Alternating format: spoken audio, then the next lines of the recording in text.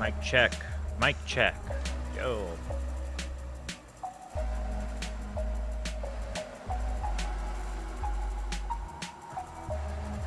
Test. Test, test, test, test, test. Let me turn it up a tiny bit. Test, test, test, test, test. Test. Are we clipping? Test, test, test, test, test. Alright. I think that's fine.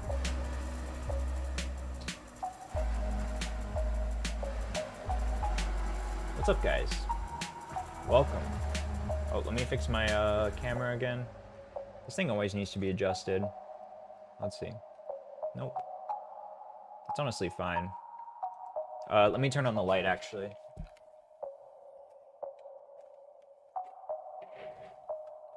Alright, now we need to look less blue. Looks good.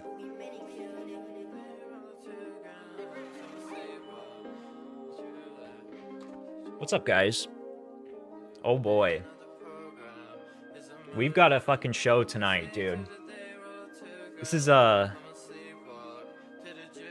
been an awesome last 24 hours. Holy shit.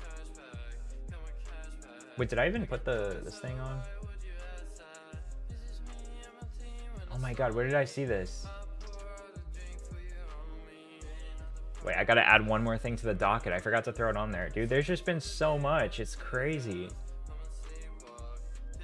Let me see if it comes up if I search it. Dude, all of the recurring characters are coming out to play. Yeah, here we go.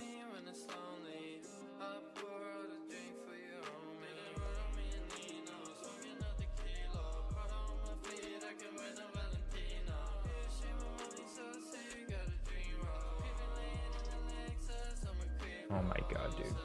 This stream could go on for so long. I'm gonna try to keep it as short as possible, but there is some good ass shit today, dude.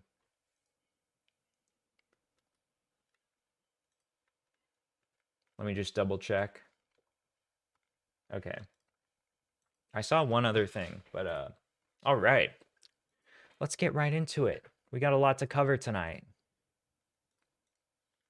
Oh my god. Okay, so this is the thing that we will cover first, because this literally just happened. This is the funniest thing I've seen today, dude. Look at this shit. Frogan says that Ludwig has a cracker-ass take on not doing a charity stream. So, I think... I could be wrong, but I think what Frogan is criticizing, right? Because Ludwig says that he himself has donated $10,000 to a certain, like, Palestinian charity. But Frogan is still not happy because he's not promoting the Palestinian cause to his audience because it's a divisive political cause. And she says that that makes him a cracker. Let's take a look. So I personally donate. Oh my god, why is this so quiet? Sorry. What is happening, dude? 10K. Because I think it is worthwhile. And if you guys got some extra bread, I would recommend you donate. But I won't throw it on you, you know what I mean? Okay, if you guys have extra money, I do recommend that you donate, but I'm not going to force it on you.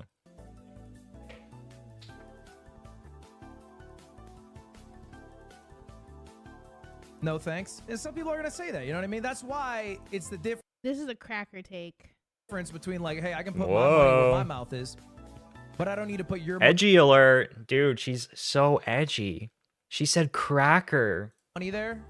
I don't need to enter you only have half of a cracker pass, Frogan. You're only half white. You can't say that, okay? It's a term of endearment for people like me, you know? But you know, it just feels kind of weird having, you know, I can't say this without sounding racist, so I'm not even going to try. Yeah, but dude, Frogan, all jokes aside, Frogan is literally half white. What the fuck? Why is she acting like she's so much better, like, than him? What the fuck is this? Calling him a cracker. Dude, you're half white yourself. What are you talking about? Yeah, well, I forget. I don't. I think she did have daddy issues of some sort, but it seems like she has a good relationship with him now. So I don't want to like ascribe anything to her before I like double check that. But I love how she acts like she's like this smug. I don't know. I feel like she uses the whole like Muslim Arab thing to like it's like such a core part of like her identity. Like, and she's like going around calling people like crackers. Like, okay, dude. The thing about this too is like I don't care about fucking saying cracker. I don't think it should matter saying like any slur. But it's like this is the most like derogatory way to use a slur. Like this is literally saying it to like be like racist if you want to put it that way. Which is fine. I just find it very ironic because of course she would never say anything like this about anyone else. No thanks. And some people are gonna say that. You know what I mean? That's why it's the difference. This is a cracker take. Like, dude, saying this over him. Also, he's literally supporting the cause that you support. He's just not going far enough. How is that warrant to call him like, oh, that's such a like white person like cracker take? Like, what are you talking about? That's such like a white person thing. You have to be more Arab. You have to be more Arab if you want to support Palestine. Stop being so white. Be like me. God, it's just fucking pathetic, dude. How is she so unlikable? Frogan is like one of the most unlikable people in the world. Let's check her Twitter. Let's see if she's talking about it here. Yeah, this is also what she said about it. Not going to do charity for Palestine because some of my chatters might be Zionist. Sorry. What? Being, first of all, like not being explicitly extremely pro-Palestine doesn't make you a Zionist inherently. And second of all, there's nothing wrong with like saying like I don't really want to cover that topic. It's too divisive. You know, I don't feel like talking about that to my audience. I don't feel like promoting this because, you know, people disagree on this. There's absolutely nothing wrong with that. Even if you, dude, the guy literally supports your cause. And he literally donated money and you're like sitting here like shaming him over not promoting it enough. Like you're fucking insane. Let's see what else she's saying about it. 6 hours ago. God, she just fucking tweets nonstop. Holy shit. Did she quote tweet this? Why do people get so mad when you're being real? Why do people get so mad when you're being real, Lamau? You know who's being real, Frogan? This guy. You're not a Muslim. You're white. Real shit? Real shit? Damn. Damn, I really felt that. Anyways. That is the Frogan thing. I thought that was fucking funny. Something is seriously wrong with her, dude. I feel like people need to A-log her more. I feel like Frogan doesn't get like this as much attention as like Hassan from like the A-loggers, but Frogan is such a good target for A-logging. It's awesome. All right. Next up, we got the Destiny Ludwig beef. So Destiny has had a problem with Ludwig for a while. He's been sort of indirectly critical of him. Well, he's been direct on his stream, but he hasn't been like shit talking Ludwig to his face or anything like that. He's just been talking about him in a negative way. And for good reason, because Ludwig has been doing this thing for the longest time where he like sweeps for his creator friends and he sort of just goes along with whatever they think and regurgitates the same sort of talking points. Like I feel like in an ideal world, Ludwig and Destiny could get along pretty well. But because Destiny is banned on Twitch and he's not part of like the cool Twitch streamer club, then Ludwig just joins in on the dog pile, especially because of Hassan.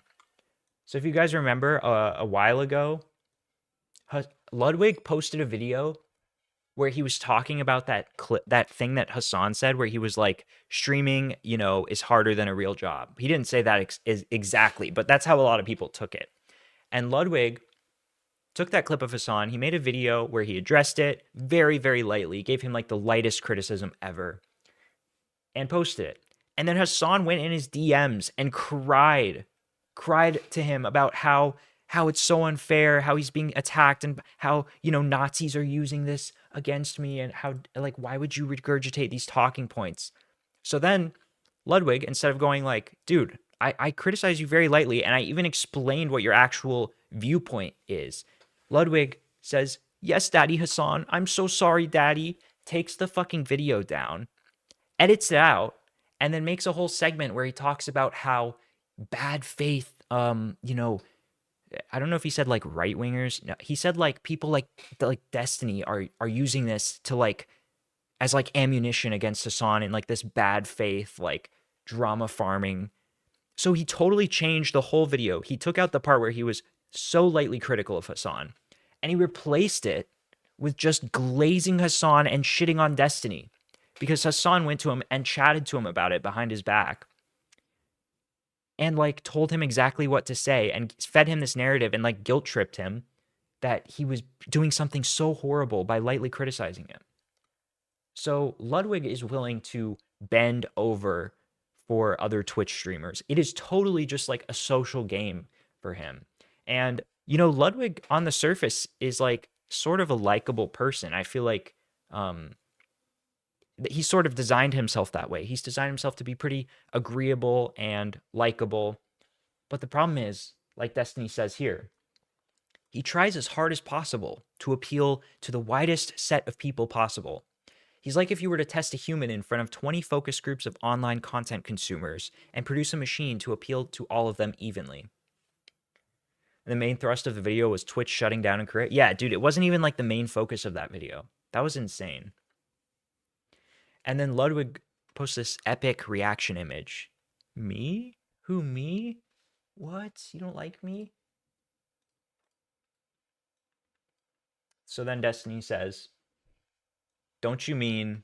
Then he posts a picture of his girlfriend, Cutie Cinderella, crying when she got deep faked, when Atrioc accidentally leaked that he had watched deep fake porn of her or like some other female Twitch streamers. And then she went on stream and like cried about how bad deep faking was. And then Ludwig goes, yes, that is a picture of my girlfriend who I love. How's your wife? Obviously, this is referring to how Destiny and his wife just broke up. So then, yeah, I know, this is funny as fuck. Dude, people are really against Destiny on this one. Even Destiny's own like community is really against him on this beef. But I feel like this is hilarious. So after he says, how's your wife? Destiny says, don't worry. With the technology we have now, pretty soon we can all love her, your girlfriend. Hey, maybe one day we'll even be able to deep fake you a personality. So he's shitting on, he's literally shitting on Cutie Cinderella, saying like, yeah, we're all gonna have deep fakes of her one day, and one day they'll be able to deep fake you a personality. This is such a funny fucking tweet, dude. This is such a funny roast because you know that it just gets under her. First of all, he's dragging in like his fucking girlfriend, who like was barely even like, pretty much, to be fair, has nothing to do with this drama. But I love seeing this. I love seeing people go low like this, dude. And then he's just saying like, yeah, we're gonna keep deep faking her, like literally just to remind her that like deep fakes exist of her. And then saying that he's gonna deep fake Ludwig a personality. This is such a fucking awesome tweet, dude. What a gross response. Weakest response I've ever seen. The fuck? You're literally making yourself look so bad here. You can literally hear these people. You can literally hear these people's voices when you read these tweets. Here's Smaggle. What, is Smaggle serious or no? Destiny, you are the Drake in this battle. And I mean that literally. Mel Time classic. This is funny. Dude, Mel Time is just impossible to beat, honestly. Destiny and Ludwig rap battle. Dude, if I feel like if Destiny got unbanned on Twitch and was like more popular than Hassan and had friends in more popular circles, Ludwig would basically suck up to him in the same way that he sucks up to Hassan. I just don't respect that. I don't care if a person is sucking up to someone that I like and they're friends, or if they're sucking up to someone I don't like. I find it equally like disgusting and like despicable behavior. To just sit there and like glaze someone because of their like clout and like your social circles, it's just so gay, dude. These Twitch streamers are all like this too. Like it's not just Ludwig.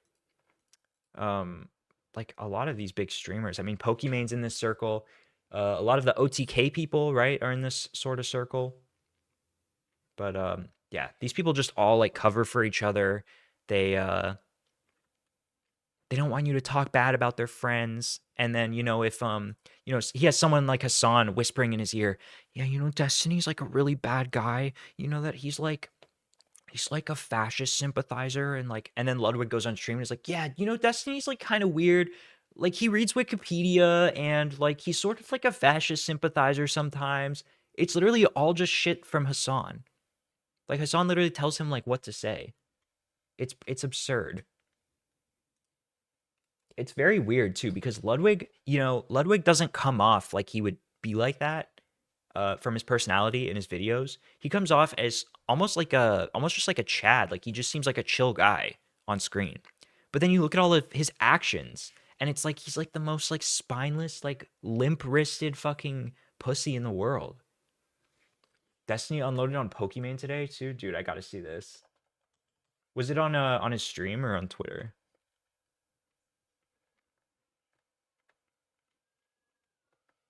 Oh, here we go. Okay. Yeah, this is where I saw it. This was the full clip, 3 minutes long. Let's see if she says anything else. Hey, I know Arabs are dying, but I'm not gonna tell you to donate. Arabs are dying. You want. Arabs are dying. Yeah, because like all white people just hate Arabs, right? Right, Frogan? Is that what you're implying? Interesting. I feel like the assumptions that these like super progressive people make sometimes are literally like racist themselves. Like the implication is like, wow, it's such like a white person take because you hate Arabs. It's like you're just implying that like white people hate Arabs. What the fuck? I don't know. Like I said, thinking about it, like you think of the Twitch streamers that haven't said shit about Palestine. Think about the Twitch. Everyone needs to be like me and talk about Palestine 24/7. If you're not literally me, you're not doing enough. Me, Caroline, Hassan. What were we talking? But the ones that got the most shit for talking about Palestine since October 7th have been me, Caroline, Hassan. Dude, you deserve to get shit, dude. You guys are literally insane. They're not even making like the pro-Palestinian cause look good. They're literally making it look worse by like Hassan having like Houthi pirates, like terrorists on his stream interviewing them. By basically just like engaging in a bunch of like he like denies like literal like official like discovered cross-examined like information. Like the fucking the hospital bombing, dude, he like insisted after a third party had gone and investigated and found out that it was like a misfired jihadist like rocket, he still doubled down that it was like an Israeli rocket. Like what does that say to people who are like not sure whether or not to be like pro-Palestine or pro-Israel? They're going to see that and be like, wow, like the biggest like voice of like pro-Palestinian stuff is literally just like lying and like doubling down. That's crazy. So yeah, you guys are all getting shit on for like good reason. And also Frogan has some really fucking weird tweets about like the Hamas stuff. Oh man. What were they? It was literally like basically it was saying that oh yeah, it was like a revolution. Everyone wants a revolution in America. Everyone's down for a socialist revolution. But then when a revolution happens in the Middle East, everyone like cries about it. And this was literally right after October 7th. So, yeah, you're just making your side look crazy. Of course people are critical of you. What were we talking about? Like, for these people, it's like you have to be the most radical version of activist possible, or else you're not doing enough. Ridiculous. Let's see what Destiny said about Pokemon. The appropriate Wikipedia page.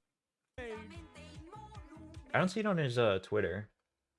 I did see this little edit that Hassan reacted to. Hassan laughed at Destiny doing like research on his stream, and like Hassan literally just goes on his stream and goes on fucking Twitter all day. He does the same thing but with like way less credible sources. I find it really weird how people like are shitting on the Wikipedia thing all the time. Very very funny. And he doesn't Destiny also doesn't just use Wikipedia. Like he looks at like a ton of shit. Like people have made compilations of him like browsing all of these different like historical sites, articles, taking notes. He knows his shit. He knows how to research stuff. The October 7th Twitter check is always enlightening. Yeah, dude. There's a couple other ones. I have them in my Frogan video on my channel, but I forget what her tweets were. But yeah, it's like no wonder that their side looks so bad. I just feel like lefties have like the worst like PR, or like they have like the worst like optics, the worst sense of optics out of anyone politically. Like they are definitely the worst, because to like a normie, you see someone like as radical as Frogan and you're like put off by that. It's like only people who are already like really radical are going to agree with Frogan, and then like pretty much everyone else is just going to be like, you're crazy. I assume the Destiny Pokimane stuff was probably on the stream. I would love to hear that though. But I think we'll do it next time because we gotta go through this iDubbbz stuff now. Oh, we actually got a couple more. Hold on. All right, Alyssa Mercant, the senior editor of Kotaku, who has written, you know, some really terrible articles. She wrote one of the recent like Gamergate 2 articles, and she was the one who was going around on Twitter saying like, "You're white, opinion disregarded." She's like one of those people. So Alyssa Mercant attempted to contact the wife of Smash JT. I don't know what the backstory is here, but Alyssa went into the DMs of this guy, Smash JT, and said something like, "Did you know like your husband is like, what was it? I found your wife's Facebook and asked what she thinks about the husband of her children harassing women online and laughing when they share that someone they're supporting has been threatening to kill them for weeks." So she went to his wife and said, "Did you know that your husband is harassing women online?" And then this backfired against her, and Alyssa herself got doxxed. She described acts of harassment inflicted against her, such as being executed in VR. Let's see. "I'm taking a break from this shit. Friends know where to find me. My family's okay. We've covered how to deal with this. Please report my private information shared on here. Love you. Don't fucking share people's addresses or info. Full stop. Report it if you see it." Quick thing, doxing is not reaching out to someone's significant other and sending a polite message. Doxing is posting someone's home address. Constantly, these people will redefine like what doxing is. To like, if this exact thing happened to Alyssa, if someone emailed her personal email and was like, "Hey, I really didn't like your article. Why did you say that?" She'd be like, "I just got doxxed. Somebody found my real email address." But of course now, you know, it's rules for thee, but not for me. Doxing is only when you're posting someone's home address. Yeah. So true. So I guess phone numbers are cool now.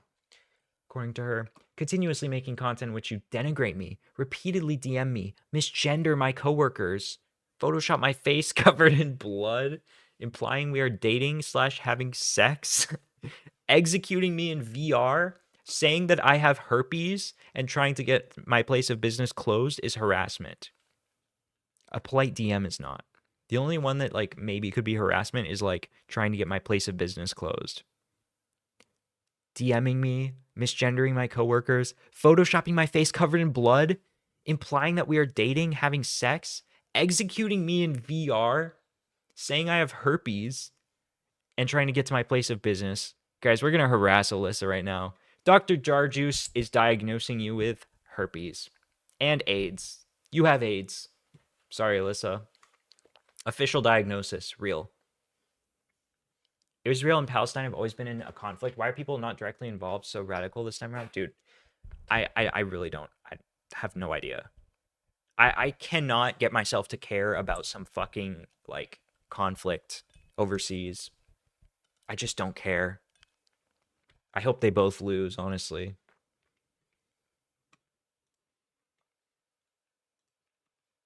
What was Alyssa Mercant's article that she wrote? Let's see what happens if we search Alyssa Mercant harassed. I wish I could find those tweets for you guys. They were so funny. Okay. I just saw this too. I don't know what the deal with this is, because there's basically no context, but I think with some, context clues, we could figure out what's going on here. So Nicholas Diorio posted this screenshot, which is like a leaked Discord screenshot. And this is a private Discord with Tipster, Cherry, Gayest Fesh, Keffals, basically just like, their secret chat, their tea. They even have it right here, Tea Party group chat. Now, Tipster has said that he's distancing himself from the commentary community for a while, right? But then it turns out, I guess he's participating in this Discord where they just have a separate channel for each commentary YouTuber. Flamenco, Turkey Tom, Diorio, Boblax, Augie, and Keemstar. Very strange choices, by the way. Why is Keemstar his own channel? Yeah, so these people are like, I don't want anything to do with commentary YouTubers. And they just talk about commentary YouTubers all day. Very weird. Tipster's name says Coomer Overlord under it too. That's fucking vile, dude. This guy needs help. This guy needs actual help. I think his worst trait is not even like his personality. I think his worst trait is just his sexual degeneracy. Yeah. I know. I saw that. I think I saw that like at the same time as you. Gay fish. Is Cherry like the same Cherry that's friends with that? No, it's not. She spells her name differently. Gay fish. This person is fucking crazy. We might not even be able to open their Twitter.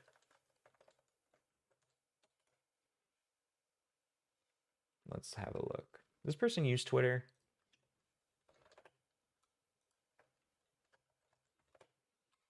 I looked them up on Kiwi Farms one time because I saw them replying to literally every single detractor of Drop Kiwi Farms. People would say like this campaign is stupid.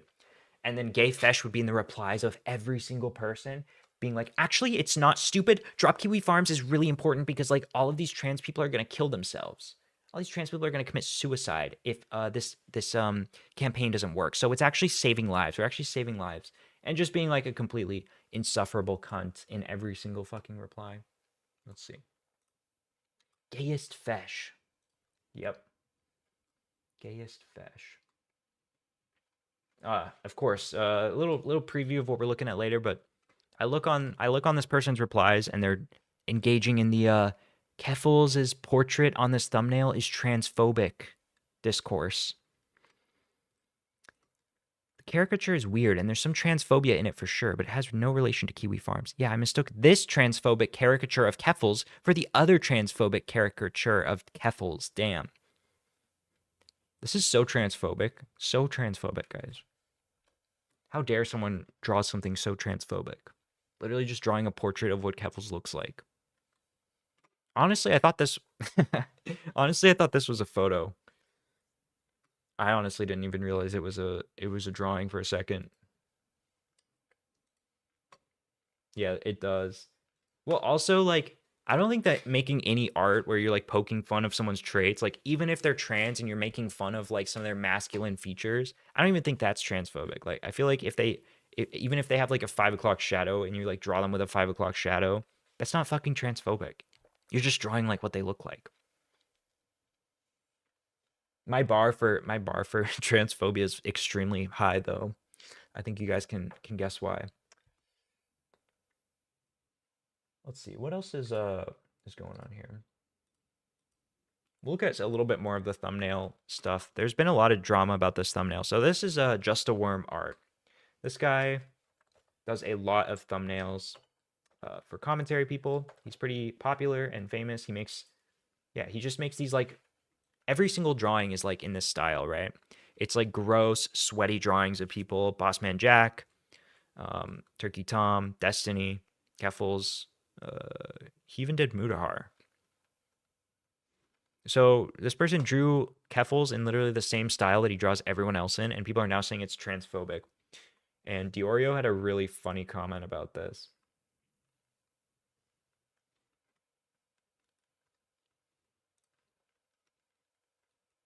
He said,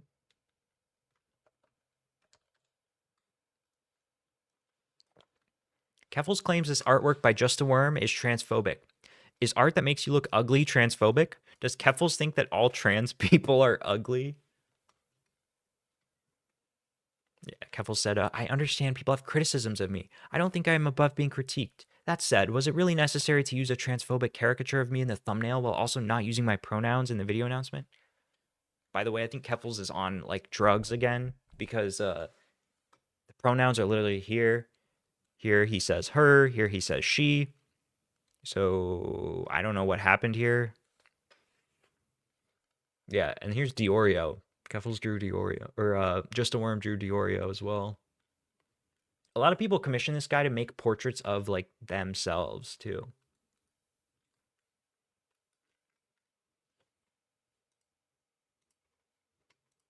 All right, let's get into the iDubbbz stuff. Guys, I gave iDubbbz $5.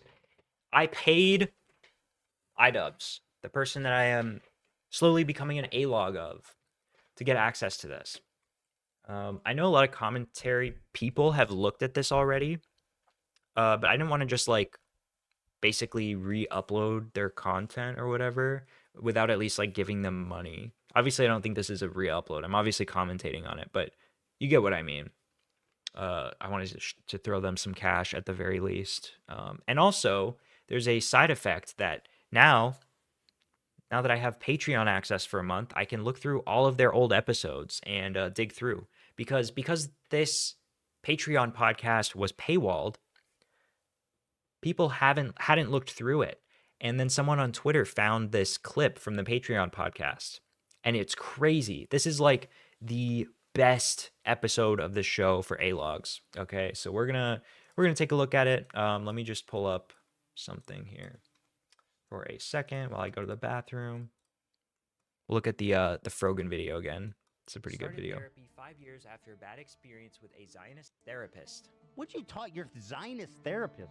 No, I know what you mean. You mean fucking Jew. Oh my gosh. Right, BRB. No, she literally lied and she linked to herself lying. What are you talking about? Why would you say this? This makes you look so fucking insane. 25% of people believe it is justifiable for a man to beat his wife, and 58% of people believe that abortion is never justified. Roundest head on Twitch is the top comment. Guys, I disavow that. I disavow that.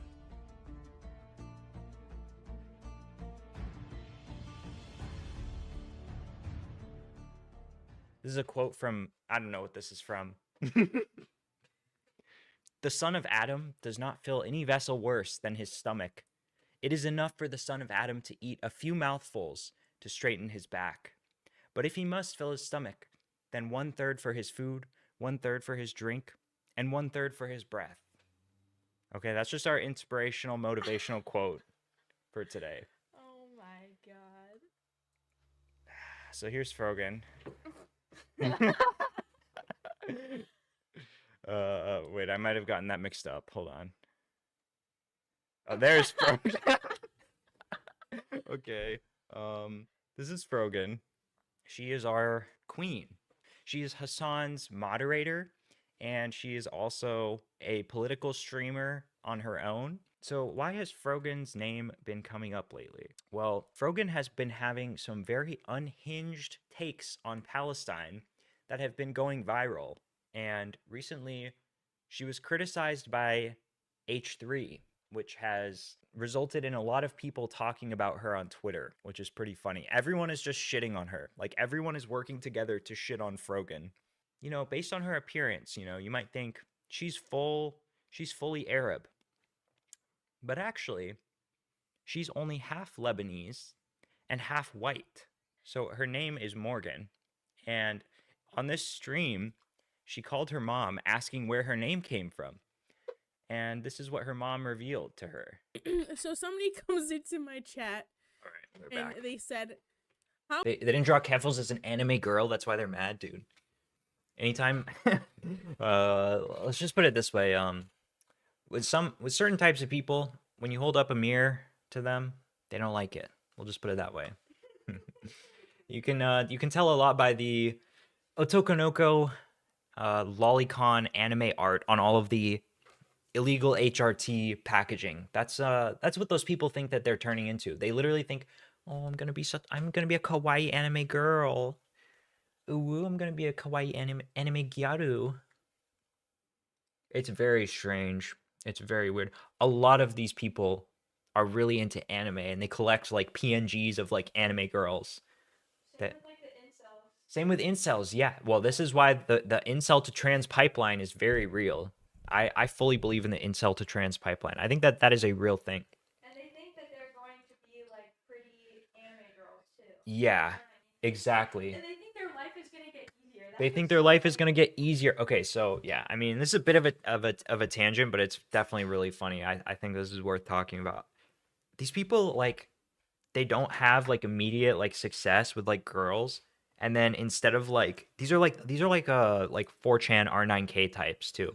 Instead of like trying to figure out what they could do differently or socializing more to get more practice talking to people or improving themselves to be a more likable person, they just say, "Oh, I'm too ugly. I'm just never gonna have success with women, so I might as well give up." Or Girls only care about looks. or I could just become the girl. Or I could become the girl, and then my life would be on easy mode. I would be like a cute anime girl, and everyone would love me. Everyone knows girls' life is easy mode. Yeah. Obviously. Literally, I really think that is a real thought process that a lot of people have. But anyways, let's get into this iDubbbz thing. I just started this bullshit. I just sharded. And it was bullshit. And it was full Isn't it so funny how she said farted, sharded? of shit. I got bangs. And they're full of shit. You guys notice how like a lot of these people, like when they can't be edgy anymore, they just start making like poo poo pee pee jokes. And that's how you know I can hang with the bullshit. With the boys. No, I'm trying to, yeah. And hang out with all of our toys. No thanks. Welcome, one and all, Boggs. I'm wondering if I should just put this on my other screen so that I'm only playing the audio, because I really don't want this to be any sort of like replacement for their actual podcast. Obviously, this is going to be commentary and everything, but maybe make it a little bit safer if I just took it off screen. We'll pull up nice pictures of them. And Frogs. Froglodites. Bogs, Oh, that's a frogs, good and idea. frogs. Welcome back to the podcast. Bogcast back with Dane. Mhm. All right, guys. He's got something The buzz looks really good on him. I really like the buzz. to share with you guys. Oh, by the way, this guy looks like Chud Logic. That is not an original thought, by the way. I've just seen that people talking about that, and it's very true. This guy kind of looks like Chud. This is like if Chud was like even fatter. Yeah, make the video player small. That's a good idea. Yeah, we'll do like this. Where's the little resizer? I wish I could make this float. Let's see. Oh my fucking god. I farted. All right. Excellent. Good start. We just to give you guys Just the grease, Anissa we like did fire losing Dane. her shit at the fart jokes and the poop jokes. Buddy begged us. He texted us. He said, "Please let me back on the podcast, please." So we brought. Please, buddy, please. Can I be back on, please? Yeah. Also, you guys get a little fucking sneak peek of what our new set looks like. Yeah. I mean, our wallpaper, really. I want to We give put him. this wallpaper up. I decided I want to give the bog grease. Okay. What is a Like real bog, dude? They grease. keep talking about Oh. this bog 'Cause- thing. Okay, so on the 17th it was a big day for us. Yeah. Huge day. Oh man. Because the statute of limitations came up on a potential lawsuit that was looming over us. Mm-hmm. Oh yeah. Chud said the same thing when he was covering this. Yeah. That's pretty For- funny. What, a year? Yep. Ooh, did that clock run out? It ran out. It ran out on April Nice. 17th, and I wanted to without giving too much information, Mhm. because like the last thing we want is this fucking loser like trying to go after us for defamation. But he's not an online personality, and I feel like if we like Mhm. talk about it, Yeah. like unless we These two need to talk, be like, lower, give too. details Very about directly. him, Yeah. then it's fine. True. So I'm kind of excited to talk. I forget who they're talking about here, but I know that at one point people were speculating that like Jake Paul or like his dad were trying to buy Creator Clash or something. I forget what they say after this. It's been a while since About I it watched on this. here because I think Oh, it would be true. fun. I mean, yeah, you might want to fucking you want to talk more about it? Yeah, Yeah. I want to like. I give know. I the- do too, but it's just one of those things where I'm like, I know that I'll never get in trouble for it. Yeah, we I'll want. never run into trouble. What's he gonna as do? long as Report I on himself? just He's not gonna fucking Don't self-report. say anything. I know that. I'm just saying, he like, probably doesn't even know what Patreon is. it comes from a default place, Yeah. not necessarily like a. Let me go through all the logical conclusions of like how someone can find out. I'm just gonna give a rough. Give them a breakdown. I'm gonna give him a breakdown at any time. You can be like, or we can like cut it, or we can like Okay. But I think that A people Patreon should know exclusive. because it's fucking wild. Yeah. So basically, we were being threatened with a lawsuit over they wanted to have The part Pearhead, hell ownership yeah. of Creator Clash and a bunch of other shit. They wanted like lost money that they should have been paid, basically, which we're not paid. There's no salaries, so already like they had no idea what the infrastructure of our business was, clearly. But I would say I would venture to guess they saw that we raised 1.3 million for charity the first year, and they're like, "Well, if they're giving 1.3 million to charity, there must be a some, couple million going in their pockets." yeah, some grease. Am I yeah. missing something? I don't know who they're talking about still. To the point actually where when we were being threatened to be sued, they actually said the headphones. lawyer said that they didn't believe us that we lost money on the second year. Yeah. And they wanted us to like show our like back end basic. Oh, this is so funny. This is where they're talking about, okay, not the person who sued them, but this is where they start talking about Bo Blacks and blaming Bo Blacks for some of the bad PR that they got about Creator Clash. And show them that we lost money. They like said that they used the fucking Bo Blacks Yeah. video Yeah. as like proof. What? Yeah, which is why even though if you come out and you make videos where you aren't necessarily alleging things, Yeah. but everything that you're saying is like an implication, Yeah. it's still fucking. Everything, okay, if you're not alleging things, but everything that you're saying is an implication, then it still does damage to people. It still has real world effects. Dude, if you go back and look at his video, Bo Blacks re-uploaded a large section of his video today in full because he wanted to go over what they blamed him for and everything. This is a 4-hour long video. New info, previous coverage, creepy. Okay, this is him just all of his videos where he talks about the Creator Clash drama and everything. At no point did he ever try to claim that they pocketed money or something.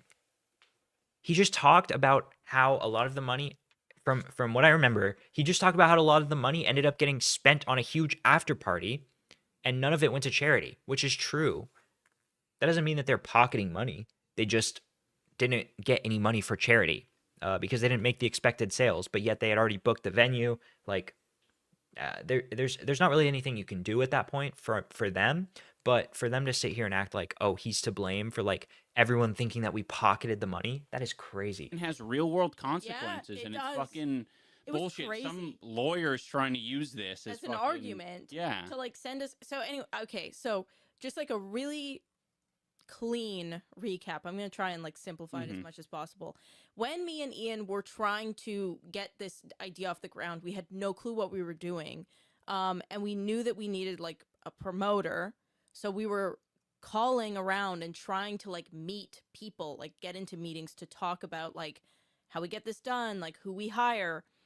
We got into a room with a group of people, and one of them, which was the loudest, that we didn't even know was going to be there, spent like half the meeting talking about themselves and their business and shit that we didn't care about, gave Ian their number. We never spoke to this person again. right? Yes. We never spoke to this person again. We had one preliminary meeting. We actually ended up doing business with someone else who was in the room, and that was fine. And we never heard from this person again. First Thanks, year Erica. happens, successful. Don't hear anything, right? Second year happens, lose money. We feel like shit. 2 months later, we get an email from a lawyer Yep.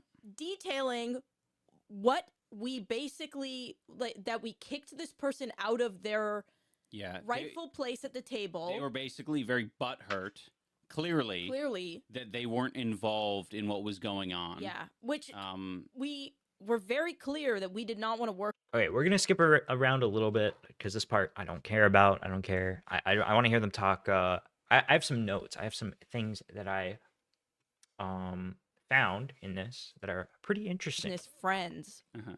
in our circle is MVP and Jake Paul Right, and right. Nikisa. They've been like the only people that are like not pieces Yeah. of shit. Yeah. Or trying to take fucking. Take a piece of the pie. Right. Like we've MVP and Jake Paul. Okay, I don't know what they're talking about here, honestly. I was like, we shouldn't do that. We shouldn't do that. That's gonna bite us in our ass. Like, yeah. Basically on top of started, everything else. like right when, maybe a week before I did my public apology. Oh, Video. that yeah. Dude, these events to them are the most like formative fucking things ever. They've been talking about just for the entire past year, they have not been able to move on from Creator Clash, the apologies, and Sam Hyde. Those are the things that they've been thinking about and dwelling on for the past year because they fucked up so badly the way that they handled all of those things.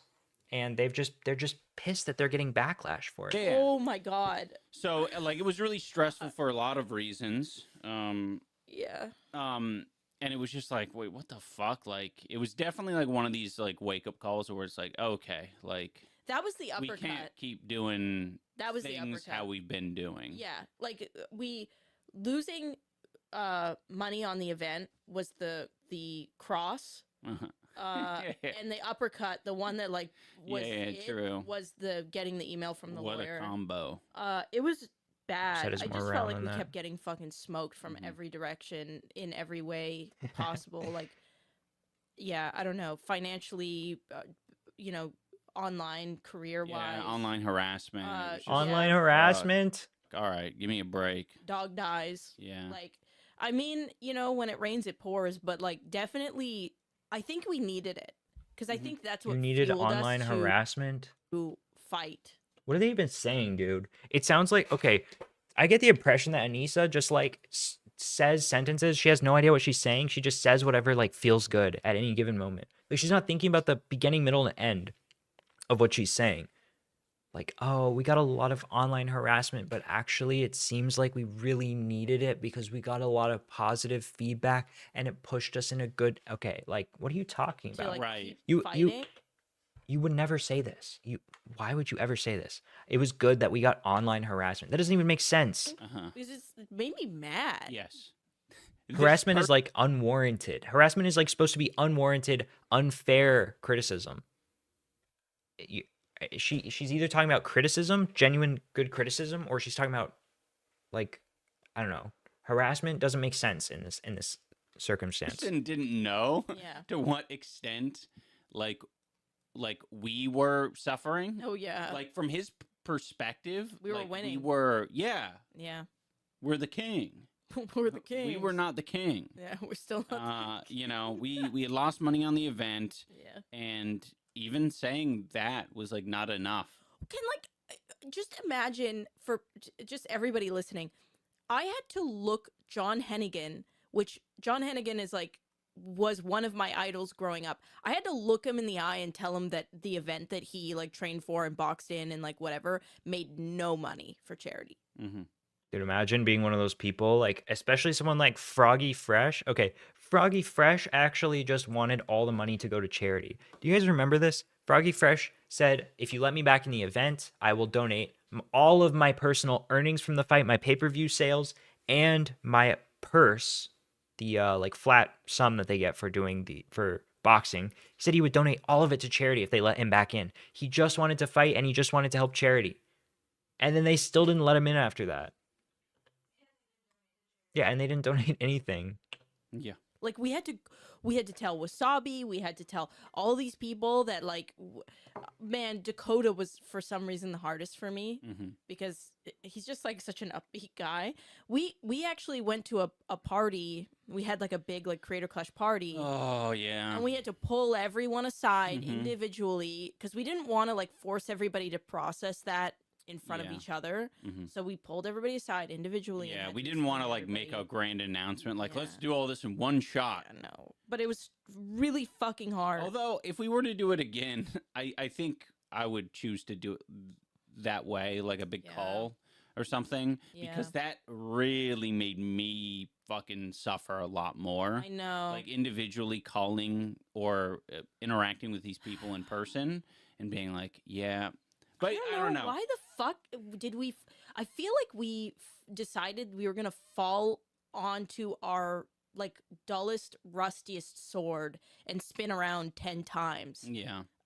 It's hard because you want to do things right. In my head, I was like, oh shit! Like the least I can do for these people who fought Life on is our tough fucking card is to individually talk to each one of them. Yeah. And try to answer. I'm sorry. I should have pre-screened this and put some timestamps. This is like, okay. We already got the point across about the Creator Clash. I talked to William Osmond for performing like Eminem with oh, this is funny. This is funny. We'll go back here. and grabbing us. So this is them saying that they thought it was a really good idea that they did this this gala after and spent all the money. Feelings that we hadn't gala, our eyes like what? Because the second year we decided to do the gala, which is like, okay, first of all, keep in mind they flew everyone out to the event. They paid for like they booked out a hotel, right? And then they paid for all of these like parties and events. So they paid for everyone to be there. They paid for all this stuff, and they had this big party. So obviously they expected like more sales, which is why. Did they have 3? Was that all the same event? Yeah. Okay, yeah. It's probably true then. complained about, not everybody, but some people were like up their ass about us like doing the gala. We decided to do that this year because the first year everybody got punched in the head, and then the very next day everybody's getting on planes, and we had all these feelings that we hadn't processed.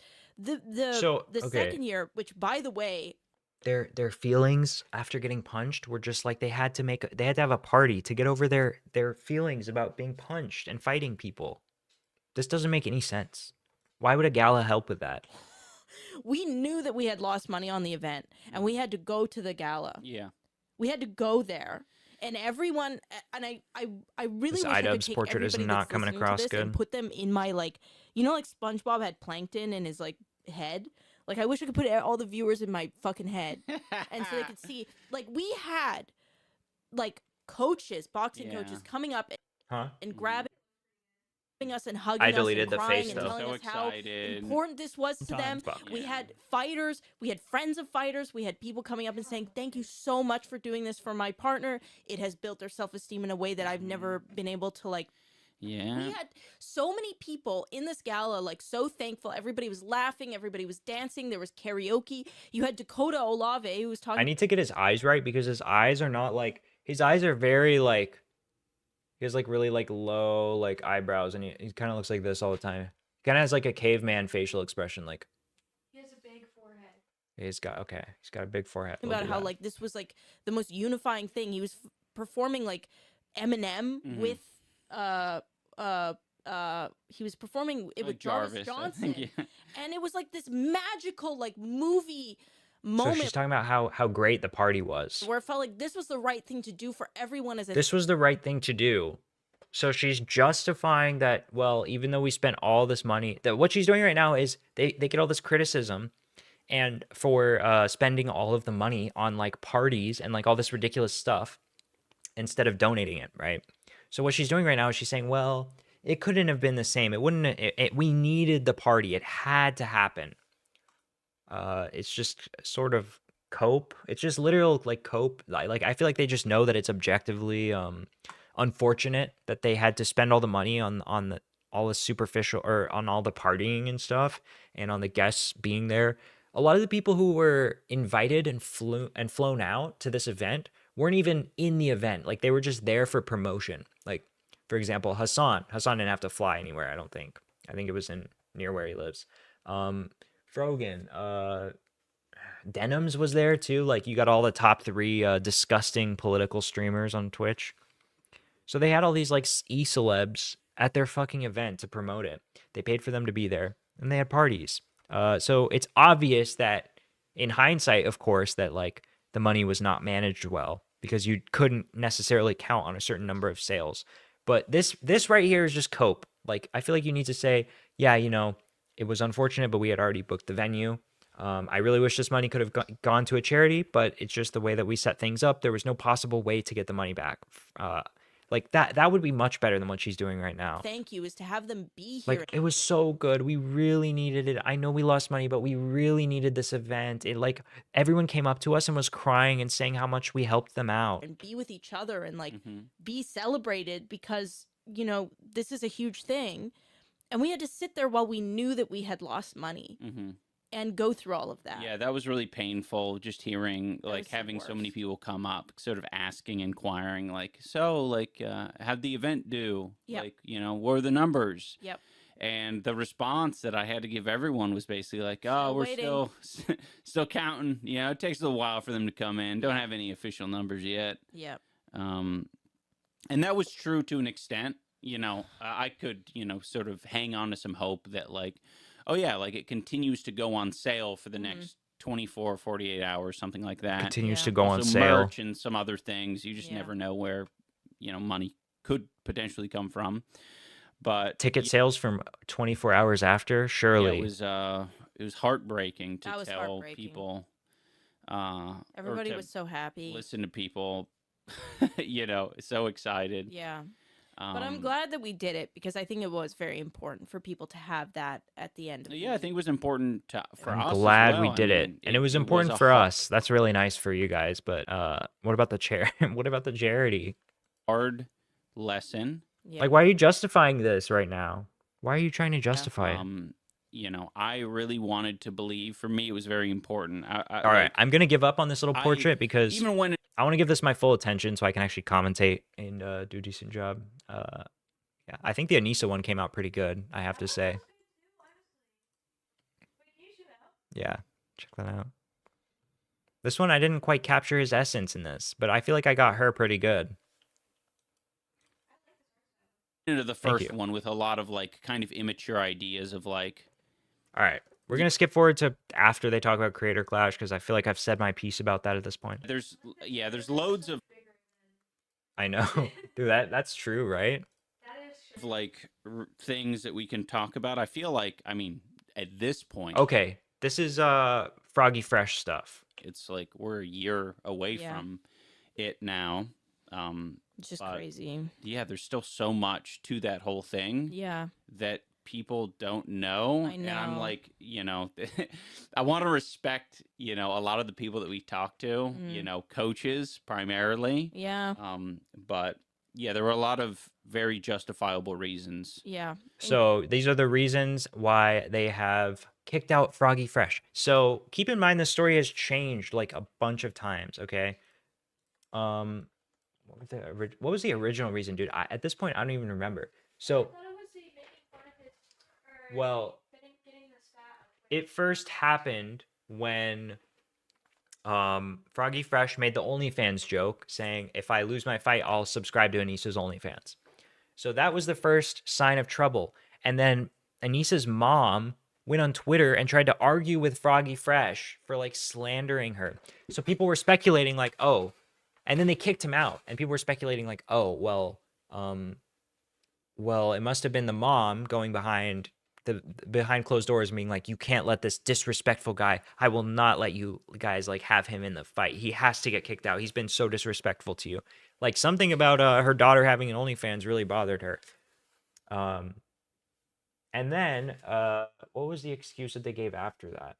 I know that he made content with Sam Hyde, meaning he made a tweet. He posted like a video on Twitter where they were interacting, and apparently people were in a contract to not make any content with any band members or like band people, like probably mostly just Sam Hyde. They weren't supposed to make any content with him. And then they said that, what did they say after that? There was another excuse after that. So we were like, oh, well, then it's not the Sam Hyde thing.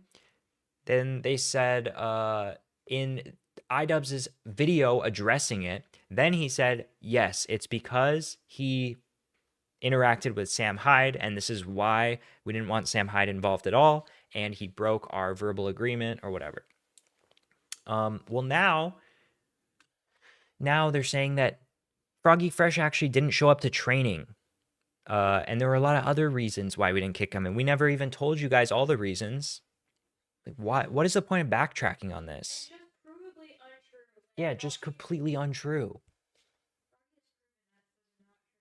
Yeah, we will look at this. There was actually a comment on the Bo Blacks video from Froggy Fresh that we can look at here. Oh, shit. Give me a second. Gotta turn this off for a moment.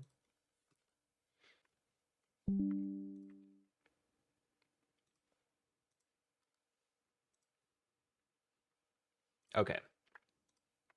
So, this is what Froggy just said on Bo Blacks' video. Since I know Ian will be reading this, I challenge him to come out and give all his justified reasons for kicking me. They may be legally in their right to do so, but they know they fucked up. I have receipts for everything. My theory going after seeing H3 interviews after the event, but before they announced it failed, was that they were planning to sell the brand for what I think they were guessing around $3 to $5 million in a few years, as they had the mentality since the first one did so well, the second and third and fourth will do better. Get more investors, sponsors, brand grows, sell for more. They turned down a previous offer to sell for over $1 million. They're very cheeky with how they plan to make money. They knew they couldn't take a salary for the first 2 years or so, but Anissa said her coworkers were going to force them to take a salary the third year. She said this while she and Ian both knew they lost $250K, but the public didn't. I knew something wasn't right. I was nice about the parties when they'd speak about them. I thought, hey, what do I know? They threw a successful first event, so they know their expenses. I was extremely worried when the video announcing the event went live and people weren't buying a lot of tickets. We were assured this happened last time as well, and most tickets were bought in the last few days leading up to the event. Told before the announcement, Floyd Mayweather numbers were expected. I knew that was off. I thought the vibe was off when they and a lot of the fighters didn't want the Pauls involved, and the official reason we were given as him being out was they didn't want him to take over the brand. You can criticize Paul for many things, but his presence would have generated more income for charity, and I thought that's what it was supposed to be about. He would have done this. He would have done his thing, drummed up some fake beef, and his young fans would have watched even if he wasn't fighting. Just him doing corner man at the press conference would have brought eyes. Their business partner has a very close working relationship with Paul, so having him there would have been doable and worth it, in my opinion. So this was one of the things that they insisted upon for some reason, is not having any fake beefs or any press conferences at all. They just wanted it to be this wholesome, super safe event, safe space, you know. So the promotion, there was no like shit flinging allowed. There was no shitting on people or like starting drama, which I feel like is like half the fun of boxing. Like, you're gonna watch two people beat the fuck out of each other. You want it to have some sort of like story behind it, or you like, I don't know. When I watch those like press conferences, I get invested in the fighters and I get interested and I want to watch the actual fight, even though I don't care about boxing or any of that shit. I get interested from that. It gives you like a story to latch onto. And they are like, oh well, that's like too like mainstream and toxic. It's like not wholesome chungus to do that. We don't want our fighters to have any problems with each other. So yeah, they prohibit that sort of thing. They prohibit press conferences, they prohibit beefs. So very weird. So the fact that he made like a slight dig at Anissa probably did hurt them pretty bad. I don't know why they won't admit that. Probably hurt their feelings. Okay. Anyways, I was also pissed when I found out I couldn't buy out of my own pocket a room for someone close to me for my walkout, because people like Hassan, Denims, Frogan, and all these other people who didn't promote the event had nothing to do with it and were just taking up oxygen, were given rooms at the hotel, and were able to go to everything, but our own friends and families had strict limits. I don't care about going to a party. It just seemed disrespectful that the normal people were denied a room at the inn, so to speak, so Hassan could enjoy the open bar and free catering without having too many gross normies around him. So open bar, they're paying for all your drinks, they're paying for all these people's rooms, they're paying for all their catering. And then they won't let the families, they won't let even the fighters pay for their families to have a room because they want all these content creators to be at the event. And he even says here, these people didn't promote the event. These people didn't promote the event. Their presence alone was expected to promote the event, which that obviously is not true. That obviously does not work. But yeah, very deceptive on how they were going to capitalize monetarily over this LLC, not charity in the future. Game plan, keep growing it, sell it for millions. We never took a paycheck, but we sold it. At least that was the plan until the second event failed, and unless you're fighting Tyson, Creator Boxing seems to have run its course.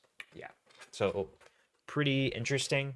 Now, obviously, you can't just take everything that Froggy says like as fact. We don't know if all this stuff is true. This is just his statement, and he obviously has problems with them. So you should always, I guess, just wait for more people to back up this story before you like fully buy into it, right? But this is like very, very interesting to me. I'm very curious to see where this goes. If we find out more people can corroborate the story that were involved with the event. The problem is I feel like iDubbbz and Anissa are like really close with like all the people who were in the event except for Froggy. Froggy's like the only one they had problems with. So I don't know if anyone is going to step up and like whistle blow, so to speak, in favor of Froggy. Huh? They were really mean to Dad. No, that was H3. H3 said that he had like dead girlfriend energy. No, they were mean to him too. He wrote something after about how he felt excluded the whole event. Really? Yeah. What the fuck? He said like he just like felt like they just like didn't like him and they kept like Whoa. excluding him. I feel really bad for that guy, dude. His fucking girlfriend died. And then he did this boxing event like less than a year later. And he was like obviously still really fucking traumatized about it. And it probably wasn't the best thing. He does seem really sweet. Seems pretty nice. I feel very bad for him. I feel like being in the public eye that much right after going through something like that is like just like not a recipe for disaster. You know what I mean? Okay. Anyways, let's get back to this. Including like not showing up to. Yeah. Oh yeah, not showing up to training. So Froggy Fresh now got kicked because he didn't show up to training. To training. Yes. Like there were Mm-hmm. so many, and I think a lot of people banked on us being fair and not sharing Yeah. everything. Oh, Yeah, and sorry. that is exactly what happened. I literally just realized that the text was covering the podcast. That's exactly what happened. And I mean, I don't know. I think if the one thing that I would change is like, I love our team and I love our PR team, but I honestly, like, for as much as I dislike these people, I don't think that they're going to copyright strike people over this. I really don't. Yeah, but this is, I don't know. I don't think they would do it over this. Obviously, the OnlyFans thing, like, is going to bother them more that they're posting, like nudes online or whatever. I don't know why. I just have a feeling that they wouldn't do that. Okay, hold on. How are you most? I'm getting a coffee. We're gonna get wired. And your name is Morgan. There you go. Because me and your dad were in a fight at the time that I was delivering you, so I wanted to give you the whitest name that I could find because it would make him the most mad. Wait, are you serious? Yes. What? So her mom said, well, I named you Morgan because I wanted to name you the whitest name possible because I wanted to piss off your dad while I was in the delivery room. And she always talks about being a POC and stuff like that, so that's gotta kind of hurt. Oh, yeah. I wanted to name you the whitest name possible. I feel like that's pretty telling. I don't know. That might just be me. But I feel like that's pretty telling if like her mom named her something out of spite for like her husband, I guess, or whatever. That is so weird. I would love to speculate, on the psychology behind her family dynamics, but I think the results at least are very apparent in her personality and her content and the way that she conducts herself online. I thought we could also start off with a fun little Frogan clip. I don't know the context of what this person was saying. A quick way down. Why don't you go take a trip to Home Depot and buy some rope? Put a one in the chat. How did she get away with saying that on Twitch? Wait, we gotta look that up on live stream fail. Dude, look, she thought she ate with that. Look at her, look at her face. Roundest head on Twitch is the top comment. Guys, sorry guys. I know I'm shitting on these people, but I want to make sure I'm actually like paying attention during like when they're talking. So that's why I play my own videos I when I think step that away. that was such a unique situation. Yeah. that the advice that we were getting, I think. Yeah, and I want to trust the professionals, but So the advice that they were getting, this relates to Froggy Fresh because they were. Are they like admitting that they changed the story about why they kicked him off the card? certain situations where It was such a unique situation. Yeah. that the advice that we were getting, I Yeah. think. Yeah, and I want to trust the professionals, but Yeah. there's certain situations So now they're sort of offloading blame onto the PR team that they hired. where you're like, oh fuck, it looks like I'm the professional here. I know. Like, there's not a person who knows my channel and what we've been Yeah. building better than me. Oh, or are they saying, that the PR team advised them to not kick him off? And then they did it anyways because they know their brand that they're trying to build better than him Yeah. or something? All right. Well, I think that's good for now. Yeah. Give people that in chunks. Yeah. You sleeping yet, Dane? Frogan has Grinch brows, dude. Yeah. Sorry, No. Dane. I'm listening. Okay. I mean, to be fair, I have heard it all. Yeah. Oh, that's true. Yeah. Dane's heard. But We it vent is- to Dane. Yeah, it is nice to give information like that out. Yeah. I agree. To I give think- information like that out. I feel like what they're doing is they're acting like they're just slowly revealing more details and more context, but they're sort of just trying to damage control for the bad choices that they made and how they handled that situation. They're just like thinking of more things after the fact, being like, oh, well, yeah, do you remember that there was this too? Like, they probably had these problems with other fighters too, like not showing up to training. Obviously, not everyone is going to be the perfect contestant and show up to every single training. Some people are probably going to put a lot less effort into it than others. But just because someone stopped showing up for like some trainings, does that mean that you necessarily have to kick them out of the event? Also, Froggy didn't just stop showing up for trainings. He had his own coach, his own boxing coach that he was doing stuff with as well. So he was doing additional training on his own with a person that he preferred. And then I guess like they wanted him to show up to their chosen coach, chosen training. The lack of information is probably So that's what they're talking about. They're just saying like he didn't show up to all of our training sessions that we set for him. what has Mm-hmm. hurt he had us his the own. most. Yeah. And I think What? Yeah, he didn't like the coach.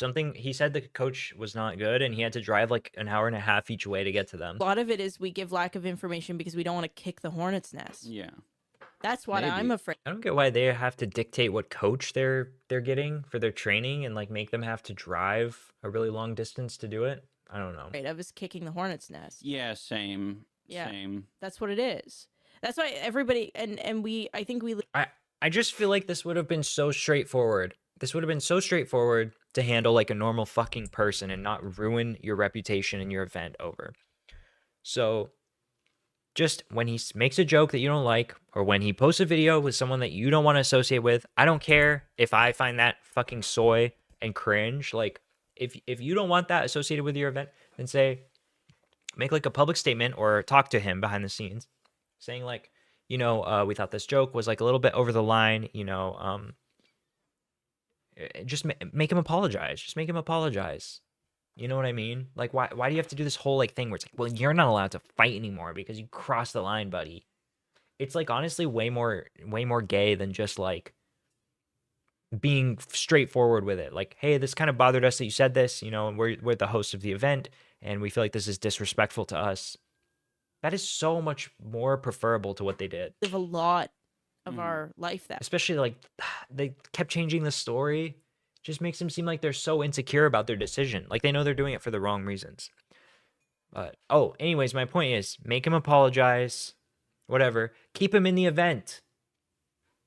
Because he himself, a lot of people, he was like one of the biggest people that were fighting in the event. He already was doing a lot of promotion on his own too. So he was one of the most proactive people in terms of promoting Creator Clash. Yeah, so resolve the thing with him, show him some mercy, keep him on the card, and let him do his fight, even if he like broke one or two of the rules. And then just don't invite him back. I think Nick DiOrio said that. Just don't invite him back the next time. Why do you have to like kick him out and make a big scene the first time? Also, then poor Chris Raygun had to fight someone who was like 6 inches taller than him. That was really Oh sad. yeah. I forgot about that too. But what was I gonna say? I don't know. No, it's okay. Also the drama, dude. The drama surrounding that was good promotion for the event. And if there was like this whole thing where it's like, no, we're gonna kick him out. He's not gonna be allowed. People got all outraged, and then at the last minute, they're like, we're gonna let him fight. We forgive him. It would have been like a huge. That would have been like a huge promotional move because everyone was talking about Creator Clash when this was happening, but it was for the wrong reasons.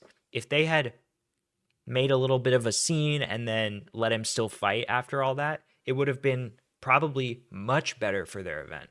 It probably would have been good for their event. I bet they would have made more money if they did that. Way. Yeah. Because that was like they were getting so much publicity. It was just not for the right reasons. Yeah, I mean, it might be worth it to address some of this stuff even like publicly, like on the public podcast. Yeah. I like how they're okay. Anytime you post something online, like, do they not expect people outside of their super fans to like find this? Because obviously people are going to be A-logging you and looking into everything you're doing online. I feel like if you don't want this to be public yet, then you shouldn't even post it on a private podcast. Everything you post on the internet is public, even if it's paywalled. People can just pay for it and then it's public. It just has a paywall. Yeah. Because it is like, I don't know. Part of me thinks like maybe we do need to address some of this stuff publicly to be able to like properly move on. Yeah.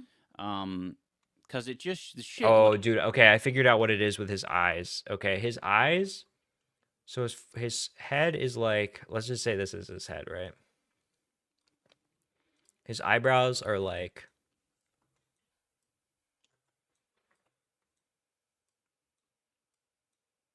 And his eyes are like really close together. They're like this. That's pretty good. Right? That's what it is. Yeah, he has a low set brow. Yeah, he has like a low set brow. This is his hair. Shit. And then his nose is pretty slim. And then he's got like a mustache like this. Yeah, and his eyebrows are very like downward angled. Like that. Anyways. Like, fuck it. It makes me angry. The accusations makes me of us really angry. Stealing money makes me very angry. Yeah. Yeah. And I will. This is them like lying and misdirecting what the actual criticisms were, by the way. The accusations of us stealing money. Who accused you of stealing money? I mean, I could be wrong. Maybe someone did, but I feel like most of the criticism was just that they didn't handle the situation properly and they spent money on the wrong things and they didn't have any money left for charity. I don't remember anyone ever accusing them of stealing from charity. Say like this is one of these things where like no one's going, or I would say these people are just completely like delusional at this point about what people criticize about them. They have like this like caricature of like a hater like in their head. They literally have like a straw man in their head of like the criticisms of them. Come across a video that explicitly states that we or anyone involved has like stolen money or whatever. Yeah. But unfortunately with the irresponsible type of like commentary videos and reporting, it's basically all like implied to the audience, and there's no amount of like irresponsible commentary and reporting where it's implied to the audience. Where it's implied. What does that mean, dude?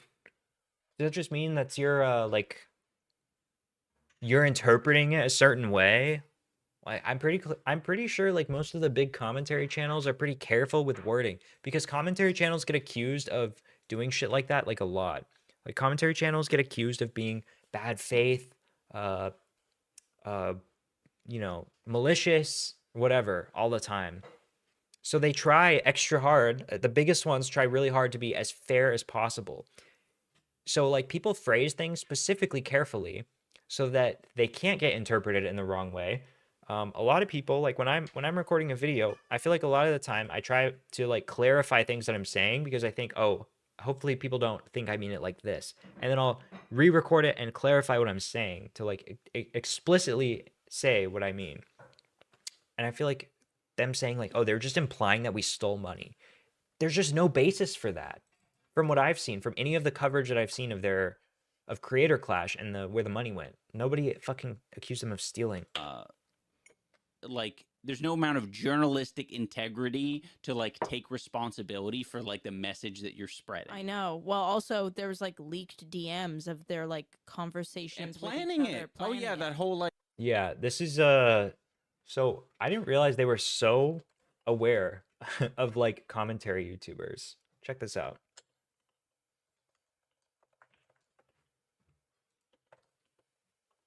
So Xylee Gets Real. 6 months ago, there was a group chat that all the commentary people, Augie RFC, Boblax, Keemstar, whatever, were in. And Salvo Pancakes, who had already had beef with a lot of these people, was still in this group chat, but his Twitter was banned. And people had told Keemstar several times, hey, remove Salvo just in case he gets unbanned so that he doesn't like leak it because Salvo hates all of them now, right? So Keem forgets to unban Salvo. Salvo's account gets unbanned and he starts leaking messages from this group chat.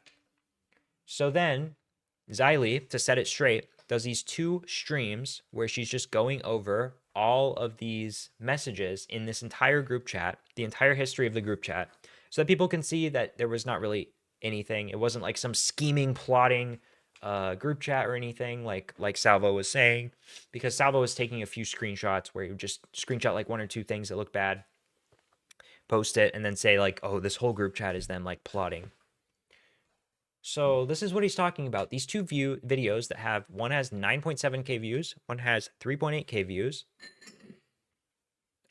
This is something that iDubbbz himself found himself interested in and invested in. Like Keemstar shit? Yeah. Yeah. It's nasty. Yeah. And it's all out there. I fucking recorded this like this one person basically who was in one of these like tea rooms, like this DM yeah, they group. call them tea rooms. Yeah. Like, tea is in like right. tea. Yeah.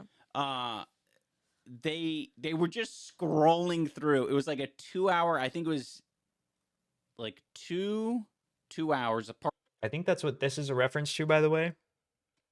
Tea Party group chat, because I think it was called Tea Party. Part 1 and a part 2 of them just scrolling through the DMs with Keemstar and Boblax and all these people in their on their YouTube, and I was like, oh shit, this like fucked up. They're just talking all the time. No, I know. Constantly. And like plotting and shit. Like, what do you plotting. fucking makes him feel good? He thinks that there's coordinated attacks to like shit on him. He literally thinks that like there's people plotting and scheming to make him look as bad as possible, and all the commentary YouTubers are like in this group chat figuring out how to destroy him. So insane. It's creepy. It's creepy, and then it's also like I really don't get characters like that because they're also the ones who clip our podcast. You sit through an hour and a half of our podcast, and clip something just to like put it on your timeline to like remind people that we exist. Like I want those people to forget that we exist. Yeah, I would prefer that. Too bad. And like, sorry, you guys are too fucking entertaining. And you keep making it worse for yourself when you make videos like this. Like when you sit here and talk about all the past dramas and double down on everything that you've been been doing wrong for like the past like year or 2 years or 3 years or 4 years or whatever. There's just people aren't going to just forget about it when you keep bringing it up. You don't have to watch it, bro. Like you just I have to. I'm a paid subscriber now. I'm watching all of these. don't. So like I am literally going to go back and watch every episode of their paid podcast to find more clips to make fun of them for. But it's they just have nothing else. Yeah. You know, Mhm. clearly. Yeah, I mean, that's Losers. just part of the Yeah, content. losers. It's just part of the content. I mean, That's it's like the definition of loser to me. Yeah. Even iDubbbz is like kind of sort of defending commentary people. He's like, yeah, well, that's just sort of their content, you know. Yeah. As someone who like I feel like all of the people shitting on them affects Anissa far more than it does iDubbbz, because they even talk about this in this video. iDubbbz's old comment sections, a lot of there were a lot of memes of people like his own audience would shit on him really hard in the comments. So iDubbbz has been like shit on, joked about, hated by people for a long time. He has a lot of experience with that. And he never gave me the impression of like caring about negative comments. But I feel like fucking Anissa has sort of what's the word for this? Okay, they've talked about this themselves, where he feels like he is more emotionally in tune to Anissa and sympathizing with her. But I think what that means is now when she feels bad about negative comments, he feels bad. Like he feels like he starts to feel like he has to agree with her that leaving like negative comments or getting criticized is like this horrible thing. Occupies their time with that. Yeah, I mean it's crazy because I think it wouldn't bother me if it was just like about us, but it affected the whole like their like narrative building. It wouldn't have bothered me if it was just about us. That they clearly did together, like affected the landscape for everyone. Yeah. That's clearly like not true though, because they're clearly very bothered by people just shit talking them. I mean, it's not just Creator Clash that people criticize them for and then they go and whine about. It's like everything was involved in Creator Clash. Yeah. I mean, there were people that like I think about the most innocent people involved, like our broadcasting team. Yeah. Like I don't think people understand this. We had to like have the FBI involved. Oh my God, this was FBI crazy involved. too. We had the police, the Tampa Bay police were involved. We had to like track flight logs to see who was coming, who was flying in. For many, we had many names on that list. There were like many names. 2 Sam Hyde, Jet Neptune, who else? Chris Lynch. And basically just the entire Sam Hyde crew. Who else would they have banned from the event? Who else did they have to look into to make sure wasn't coming to their event? Like literally no one else would have put that. They wouldn't have put that much effort into keeping someone out other than Sam Hyde. bomb threats.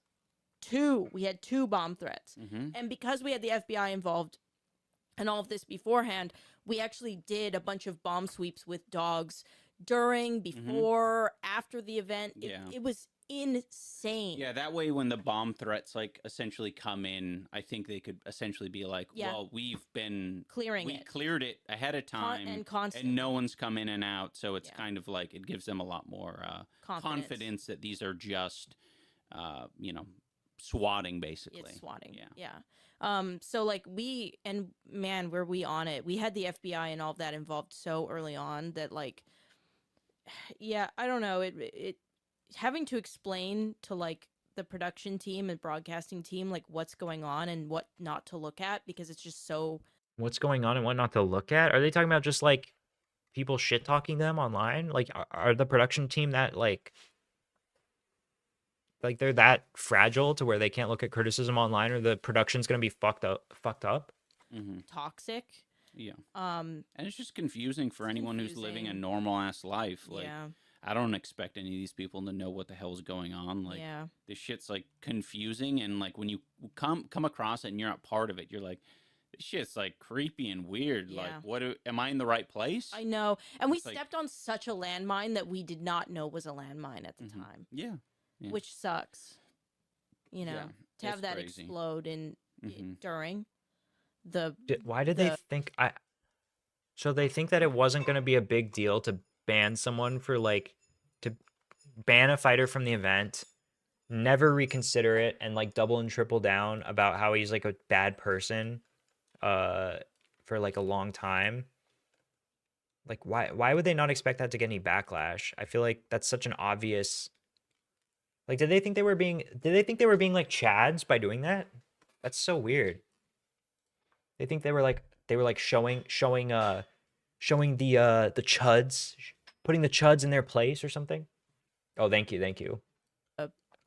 I know these look really good. They waited. He waited like 3 months to start being weird. Yeah. He waited 3 months to start being weird. Are they talking about Sam now? Okay, so I'm on the last bog, and man, we got a lot of comments on the last bog. Really? Yeah, we got like 20.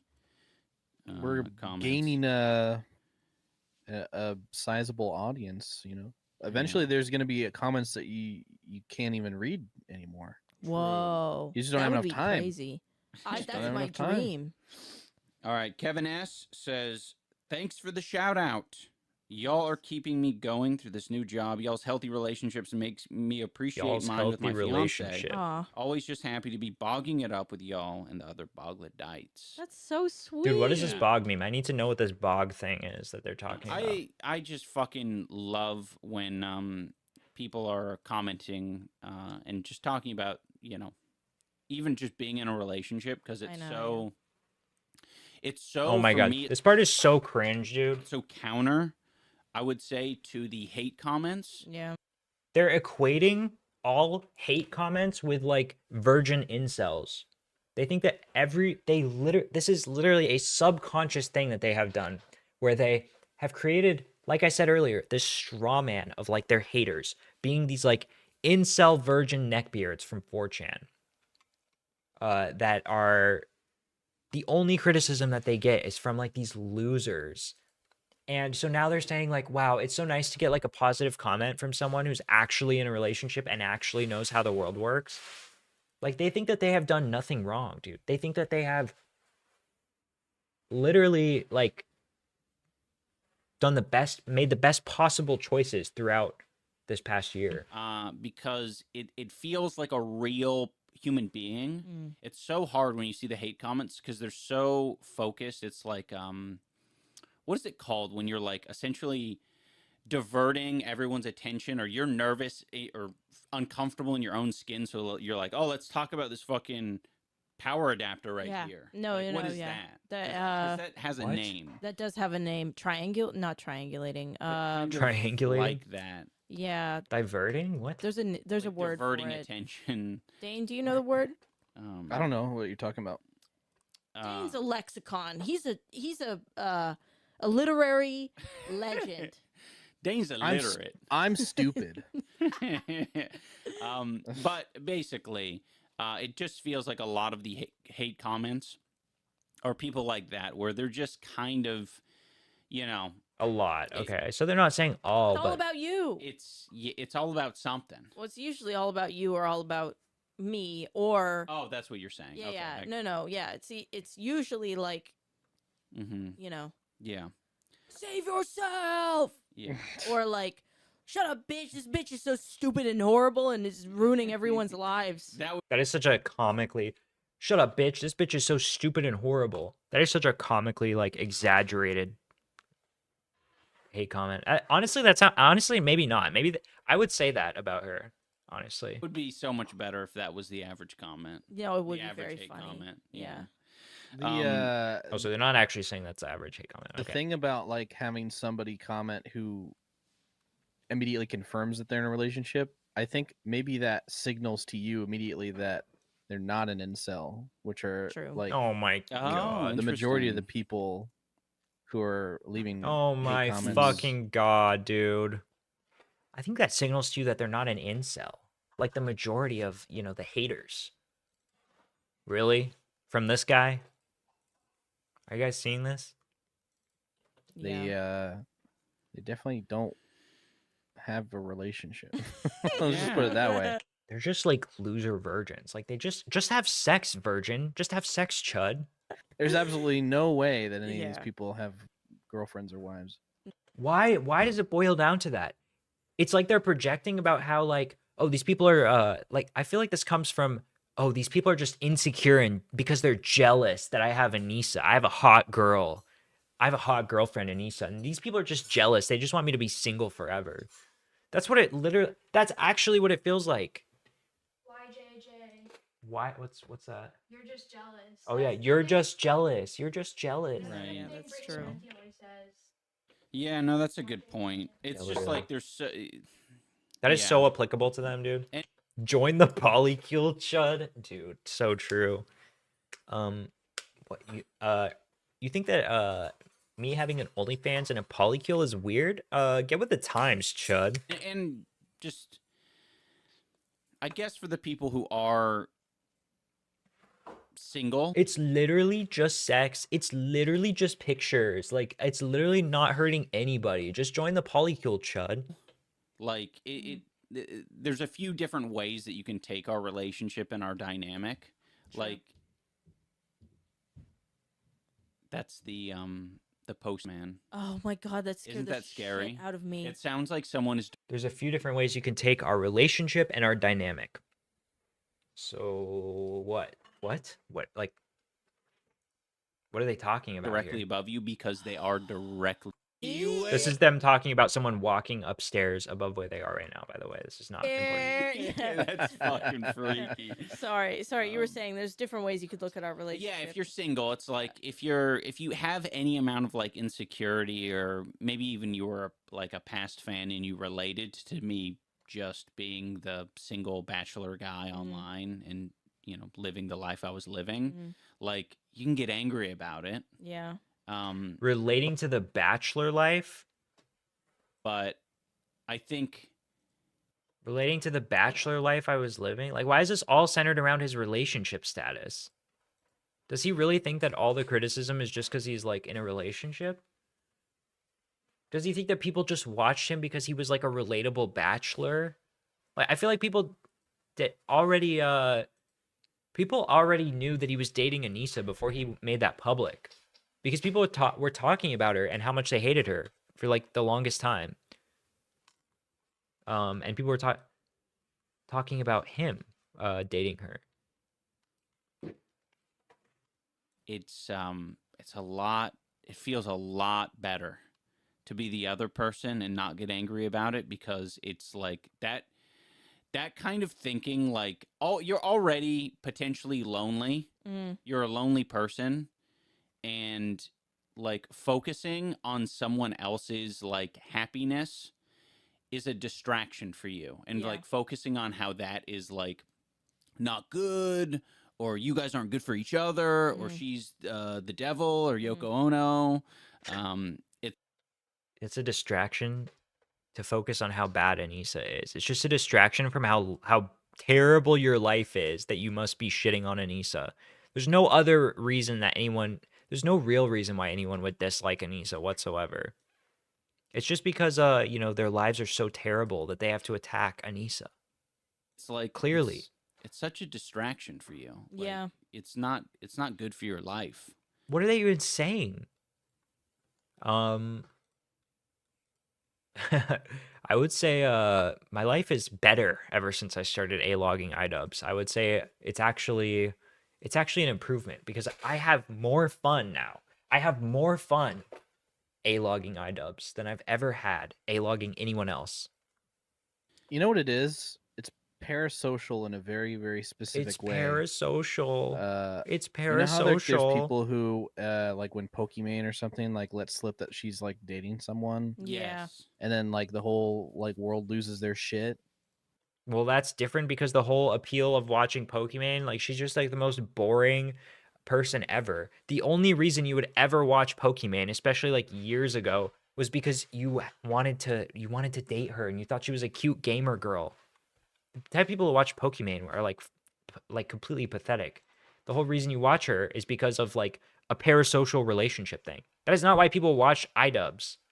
I don't even think that's why people watch. Okay, that is maybe why people watched Anissa a little bit when she was like a titty streamer. Yeah. Like that is because in their mind they're like, I have a chance with this girl. Right. Yeah. Right. Like, Yeah. and that eliminated it somehow. Yeah. Like, Yeah, it breaks their heart.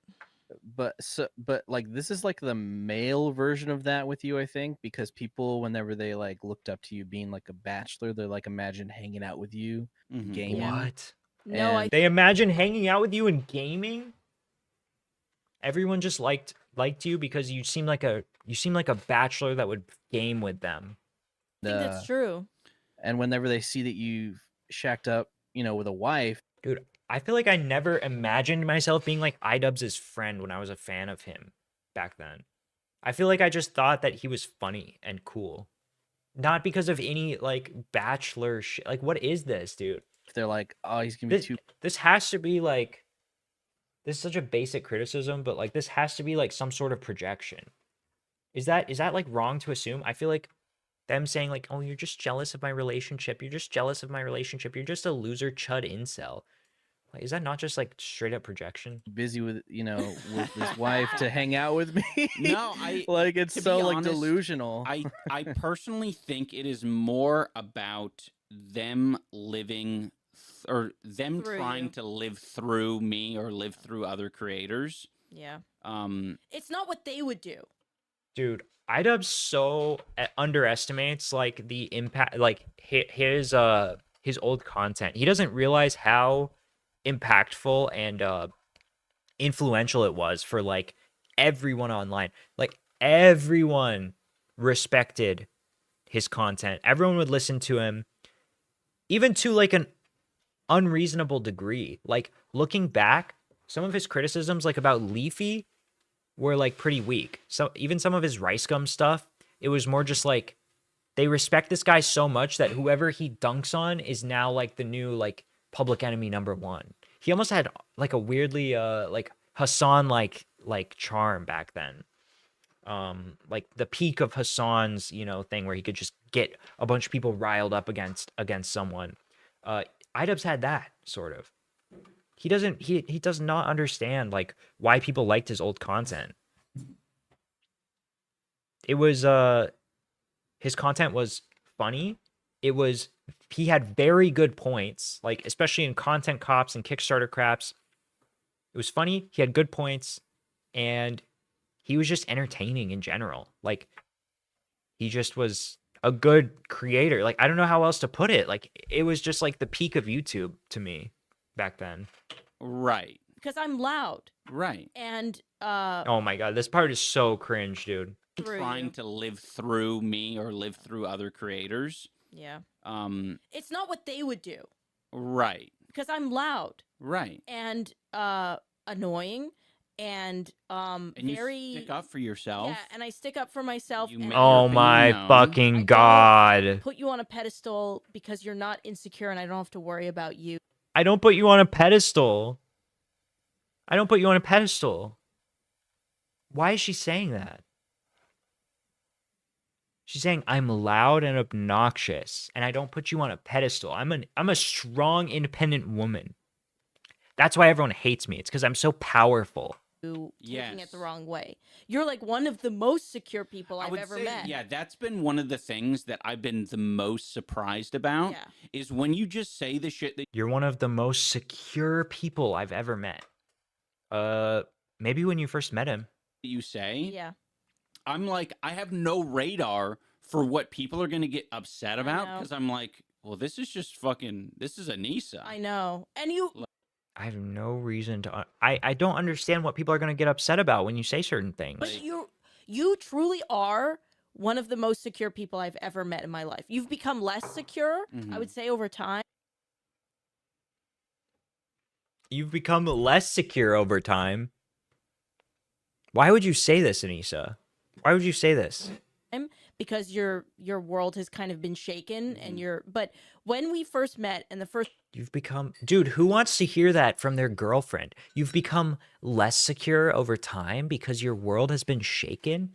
You just seem like more insecure now, Like, no offense. Why would you say this on a public podcast to your significant other that is already getting backlash. And people online are even saying this guy seems insecure, fragile. He seems like a shell of his former self. And now you're going and you're backing those people up. You're giving them more ammunition. You're saying, yeah, you've gotten less secure over time. Actually, you're actually like kind of a pussy now. You're like way more whipped. Like, why does she say this stuff, dude? This is the thing. Like, I don't think that she thinks through anything that she's saying at any given time. She just says whatever comes to mind and what feels good to her to say. 4 years of our relationship. She like talks before she thinks. There was no one on this planet that could make you feel bad about yourself. And like, I think our dynamic, because we like to poke fun at each other, right? Like, you'll do it to me. Well, even, I mean, I would say even that level of like honesty and straightforwardness, I think people would be, they would be like, oh no. She just said that he's getting more insecure with time. Oh, so they right? read it as Oh, I never thought about it like that. Calling you insecure and that you've gotten more insecure is like could be seen as a bad thing. Oh, I get it now. Yeah, wait, so that's like a bad thing and people will like hate you because I said that. It's like, yeah. Right, like I'm looking at what you're saying like as objectively as possible. Right. And I know that I've gone through some shit Yeah. over these past like 2 or 3 years. That just makes you a little unsure. And, yeah, and like my world's opened up, but Yeah. It just makes you a little unsure. But my world's opened up. What? like the average person hearing what you're saying right now Yeah. online, they would interpret that as like, you don't have your husband's back. You need weird to to me. lie Mm. to make him. You don't have your husband's back? That's not the first thing that comes to mind. She doesn't have her husband's back. What? I guess in the sense where like she's making him look bad and like she's not trying to make him look as good as possible. I guess sort of. Look better or more confident. But do you see, dude, it's just the fact that he's immediately aware of this. He's like, oh yeah, I know that this is going to sound really bad and people are going to shit on me for this. He's literally telling her that. Saying, yeah, you know, I'm looking at this objectively, but you know, everyone online is just going to like, to shit on me for you saying that. Or more solid than he actually is. But it's I really want to know how bad it bothered him when she leaked that he shits himself. talk about myself in that way in as that well. way Oh, as of course. well. No, I'm with you on Yeah. that. No, There- I I'm just saying like I'm with you, babe. You could talk to me. You could talk about me like that. It's okay. It's okay. You know, we're just being open and honest. You know, it's okay that I've become more insecure over time, and you're saying that to my audience. from the perspective of the average person, Yeah. they don't get it because they wouldn't be okay with it. At least the They'd people be who are like, commenting. The average person wouldn't be okay with that. What does that tell you about what he thinks of it? Like, he's so obviously like gaslighting himself. Yeah, it's Stockholm syndrome. You know, yeah, you know, the average person probably wouldn't be okay with you talking about me like this, but like I'm empathetic and understanding iDubbbz now, so I just understand that you have like good intentions and like what? Yeah, you know, if I was a normal person, like I would probably not like that you just said that about me on my podcast. And Ting What the don't get hell? that. Yes. The average exactly. hater. Yeah. The average Not average necessarily hater. the average person. Yeah. No. Because like Yeah, yeah. The average person is accurate. The average person, I don't know. I feel like it would be maybe like 75% of people would see that and be like, that's kind of weird that she's calling him insecure. I get like the people who are commenting like, bro, my friend had a girl like her, Oh and my there was literally God. someone who said this. My friend had a girl like her, and he killed himself. Get out. Oh my God. My friend had a girl like her and he killed himself. Based? Before it's too late, basically, is like Get what out they said, before which it's is, like, too insane. late. Get out before it's too late. Please, iDubbbz.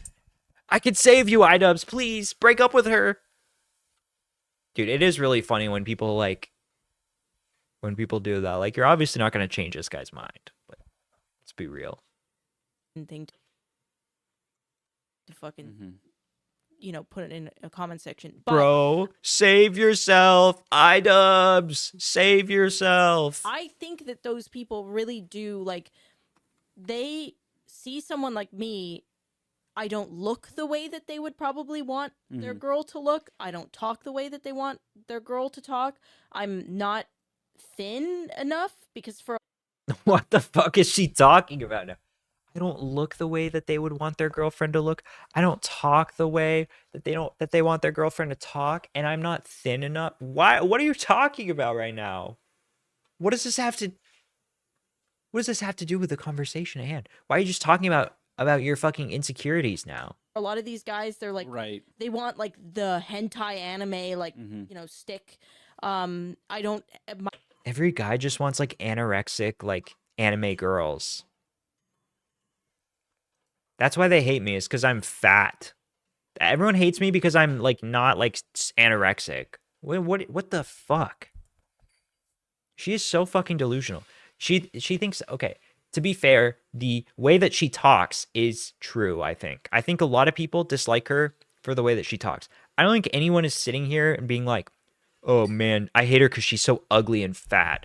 Literally no one has ever said that. My voice is, you know, lower octave, and so My voice is lower? they want to live through you, and I have never thought about that, ever. they have been living through you. Like, every time you get a win, they're winning.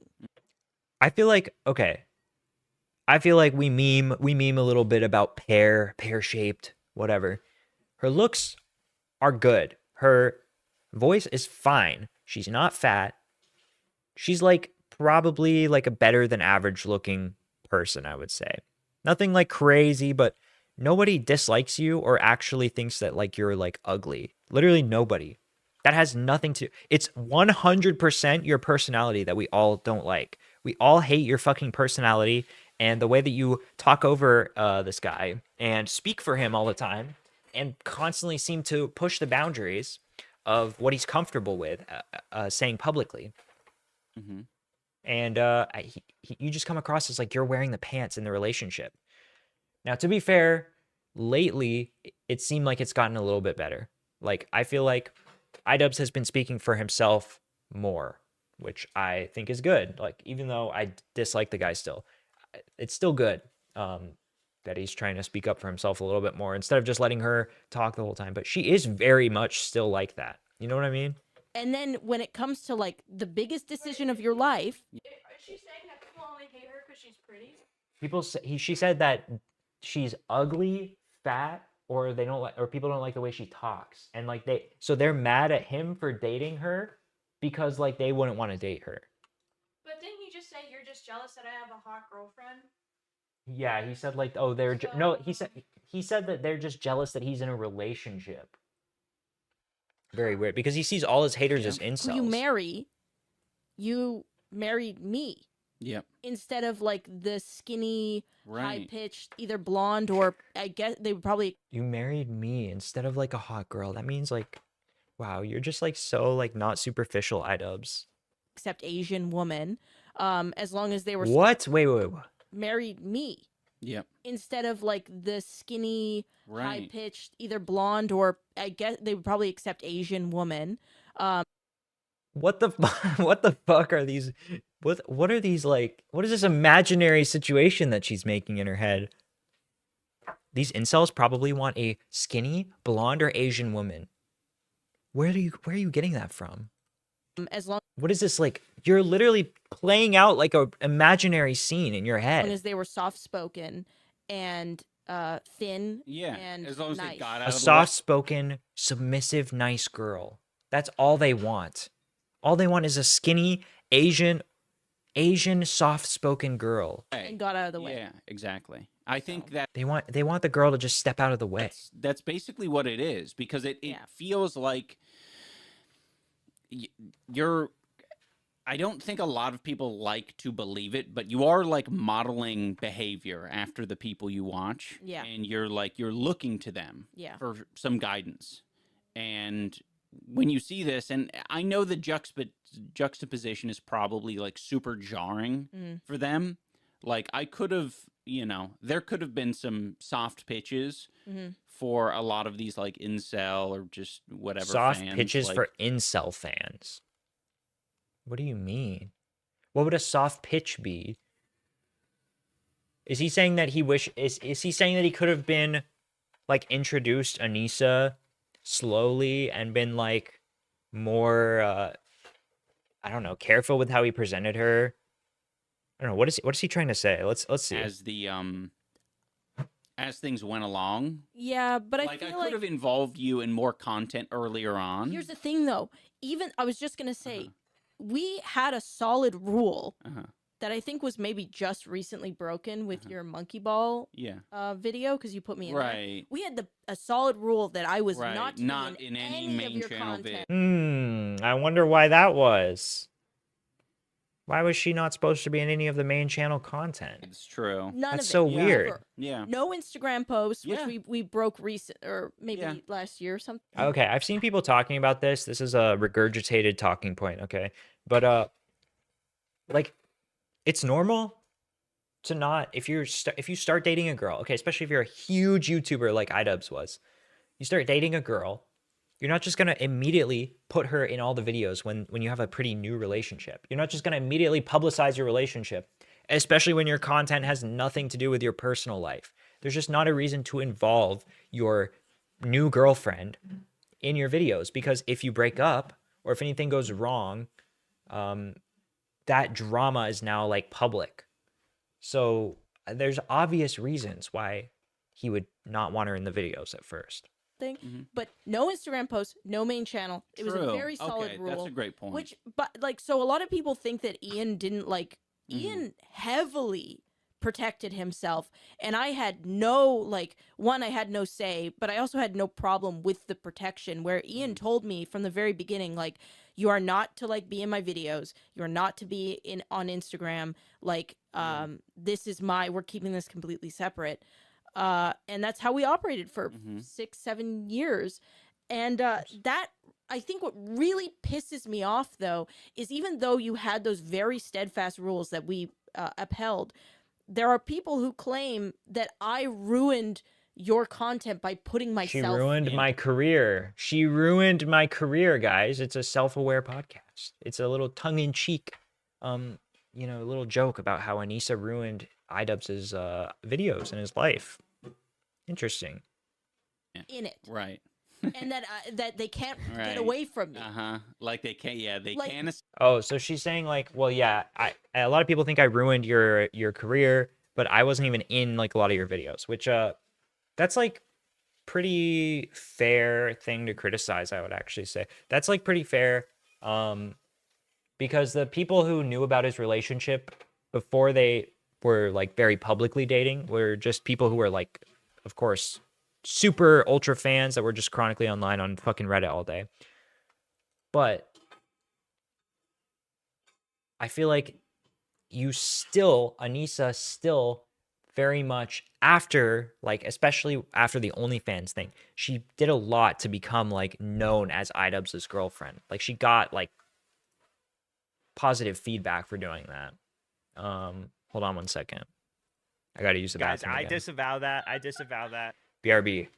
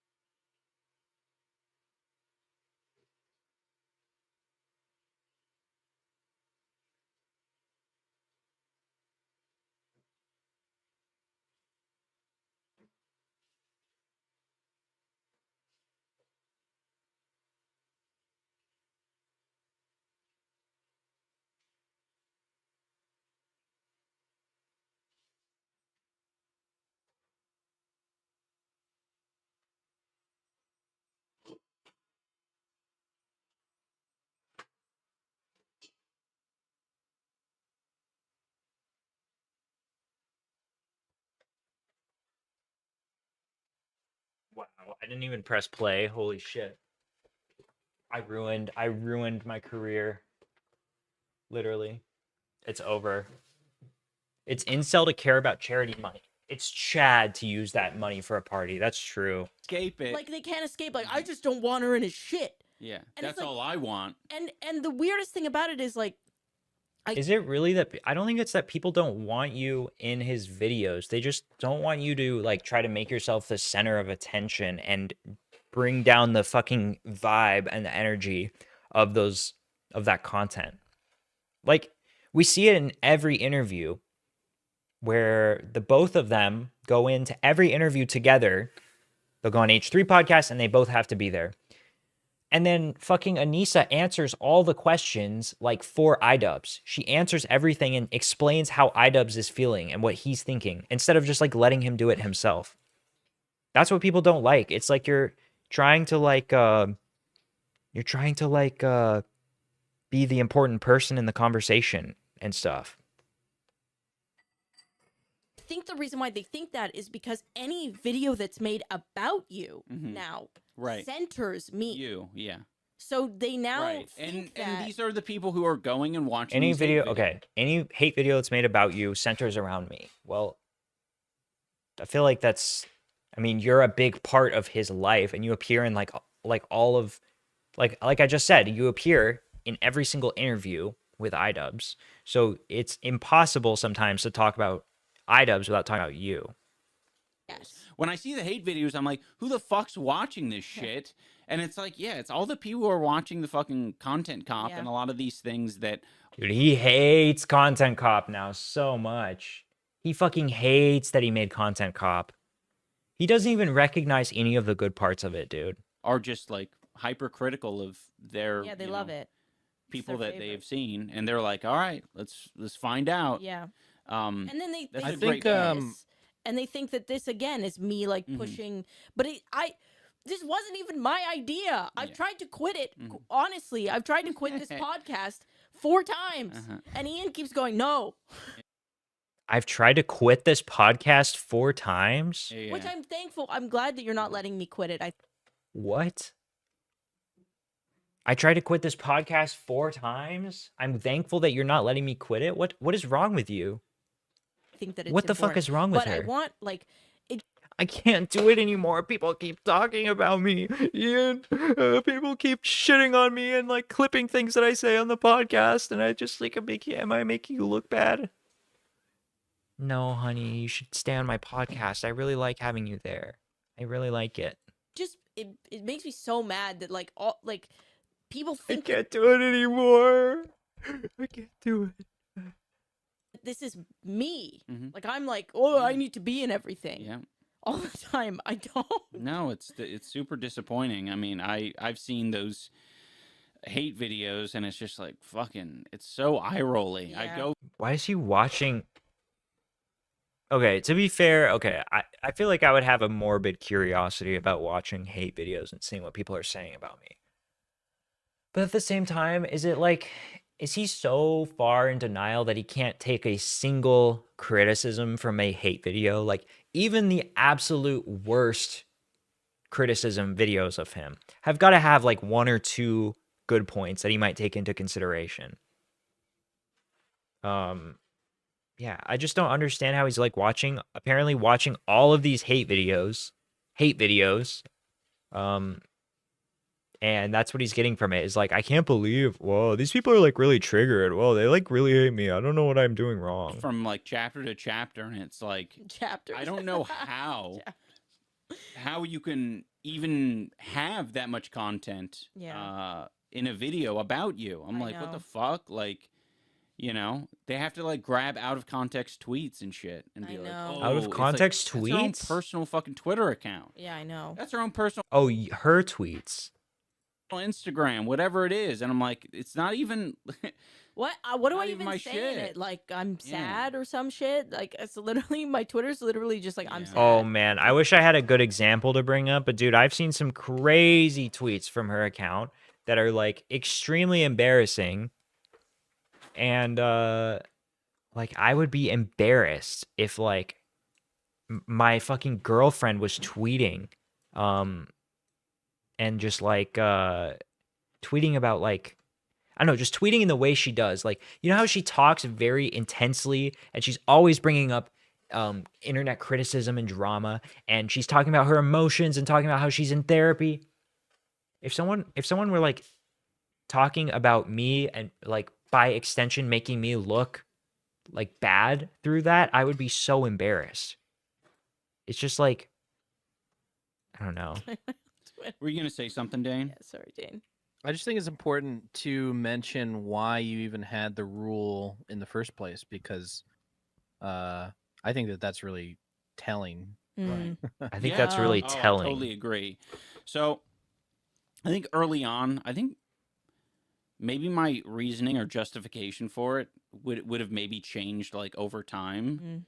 I think in general, when I first maybe had a rule for like, no, I don't want to fucking like take a picture with you and post it or anything, is because I was just a very unsure person, especially when it came to relationships. I'm like, I don't know how this is going, or like we were fighting a lot. We were fighting a lot. So I didn't want to take pictures with you. I didn't want to post about our relationship online because our relationship was unstable and we were fighting a lot.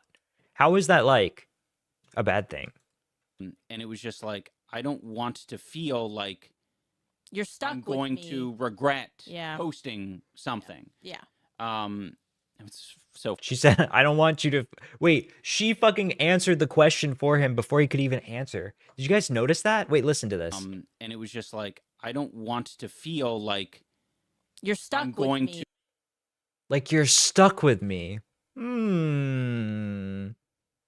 Why would she say that? And then he just says something completely different. regret posting something. I wouldn't want you to feel like you're stuck with me after posting me online. Interesting. Do you guys think she's catching on to something something a little bit more than meets the eye here? Didn't want him to feel like he was stuck with me. It's so funny, right? Because I regret posting like old videos. I know, from is that back interesting? then? Yeah. I probably wouldn't have regretted now. Yeah. Having posted something with you.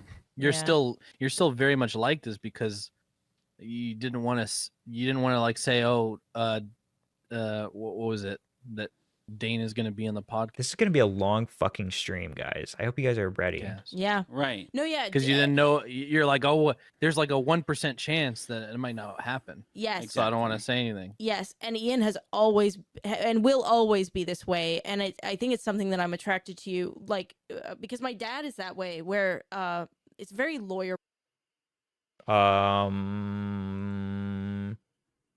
I think it's something that I'm always going to be attracted to you for because my dad is that way. Brained. Yes, and Ian has always and will always be this way, and I think it's something that I'm attracted to you, like because my dad is that way. Oh God, dude. Oh my God. Why would she say that? What the fuck? What is wrong with her? Oh my God, I see Anissa screaming that stuff to iDubbbz. Like, you think I'm unattractive? You want to date a stick woman? Dude, true.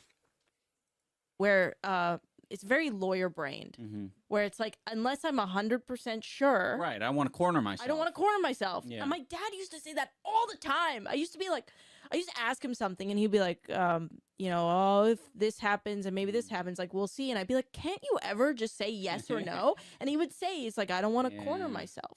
It is it's a lawyer thing.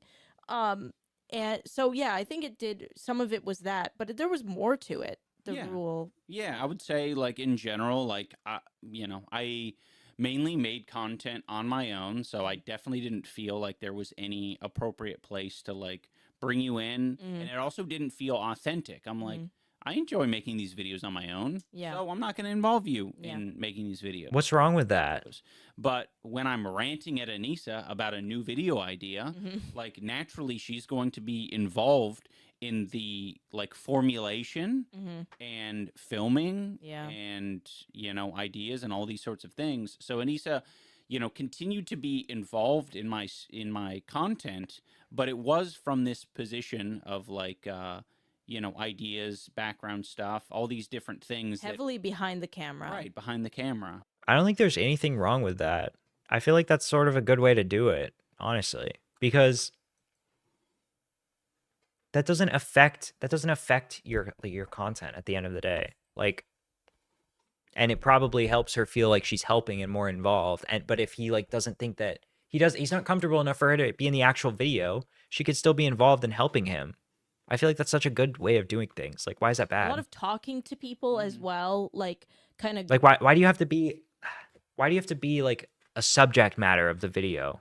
greasing the like lubricating things, like the Post Malone thing. Right. We wouldn't have done that if I wasn't. Well, a lot of encouragement to do these things that I wouldn't have had the nards to do. Yeah. And it just made it feel. Do you guys remember when she went around, like when she went on the H3 podcast and she said, the Tana content cop was my idea, actually. I was the one who thought of going to her event.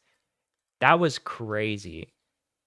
A lot better, you know, like I think a lot of people can relate, whether, you know, depending on what, you know, position you're in your partnership, is like your other half is like that social lubrication for you that either A, gives you the confidence to go into a social situation and navigate it comfortably, or they are as direct as I'll do the talking when it comes to other people, basically.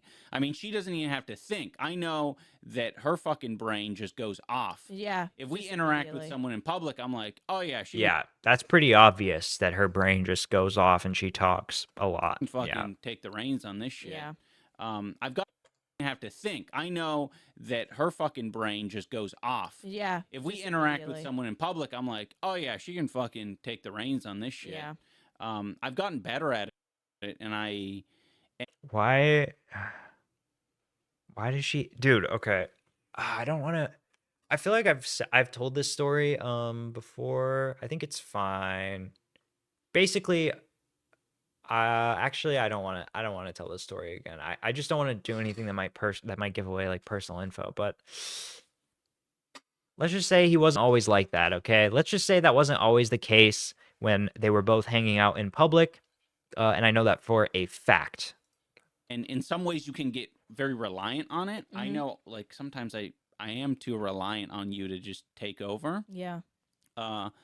But yeah, I mean, Sometimes I'm too reliant on you to take over. I feel like it's more like she thinks and talks so fast that he can't necessarily keep up with her, so he doesn't get as much room to like give his thought out answers because she's just blabbering. Happens all the time, and I think that's primarily the reasons why I would have, you know, kept you out of my content back then, and you also just been more careful. You knew what people would be like. Yeah. You knew. Yeah. Oh, totally. Well, that's what I was getting at. Right. Yeah. Because because eventually it did turn into protection. Yeah, it was protection. Yeah. So I think the reason it's interesting. Because when I think about it, even now, it's still like a vague fear, right? Where it's like, well, to what extent, and are people going to complain, right? I think if I had someone like William Osman or Max in a video, it's like not a question so much, because it's very much like, oh, I know that we're sharing a percentage of the audience. Yeah. It's expected. And it's welcomed. It's welcomed. It's welcomed.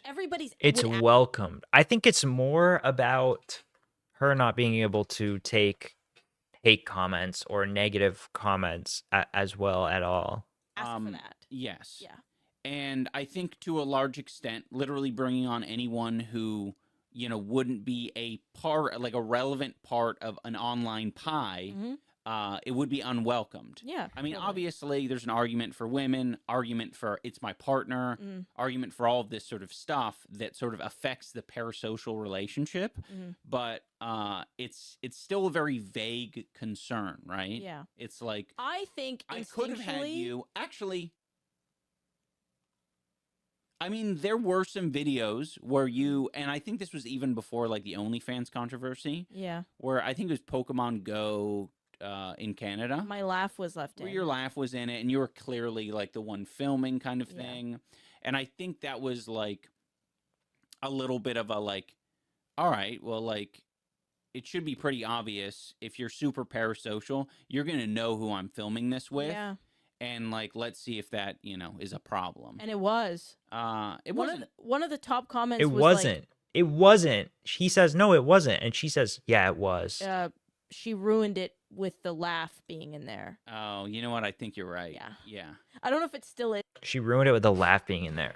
Well, that probably wasn't a fucking like diss against her. That was probably just they thought the joke wasn't funny if you left a person laughing in the video. Oh fuck. God damn it. Hold on. Which timestamp are we at?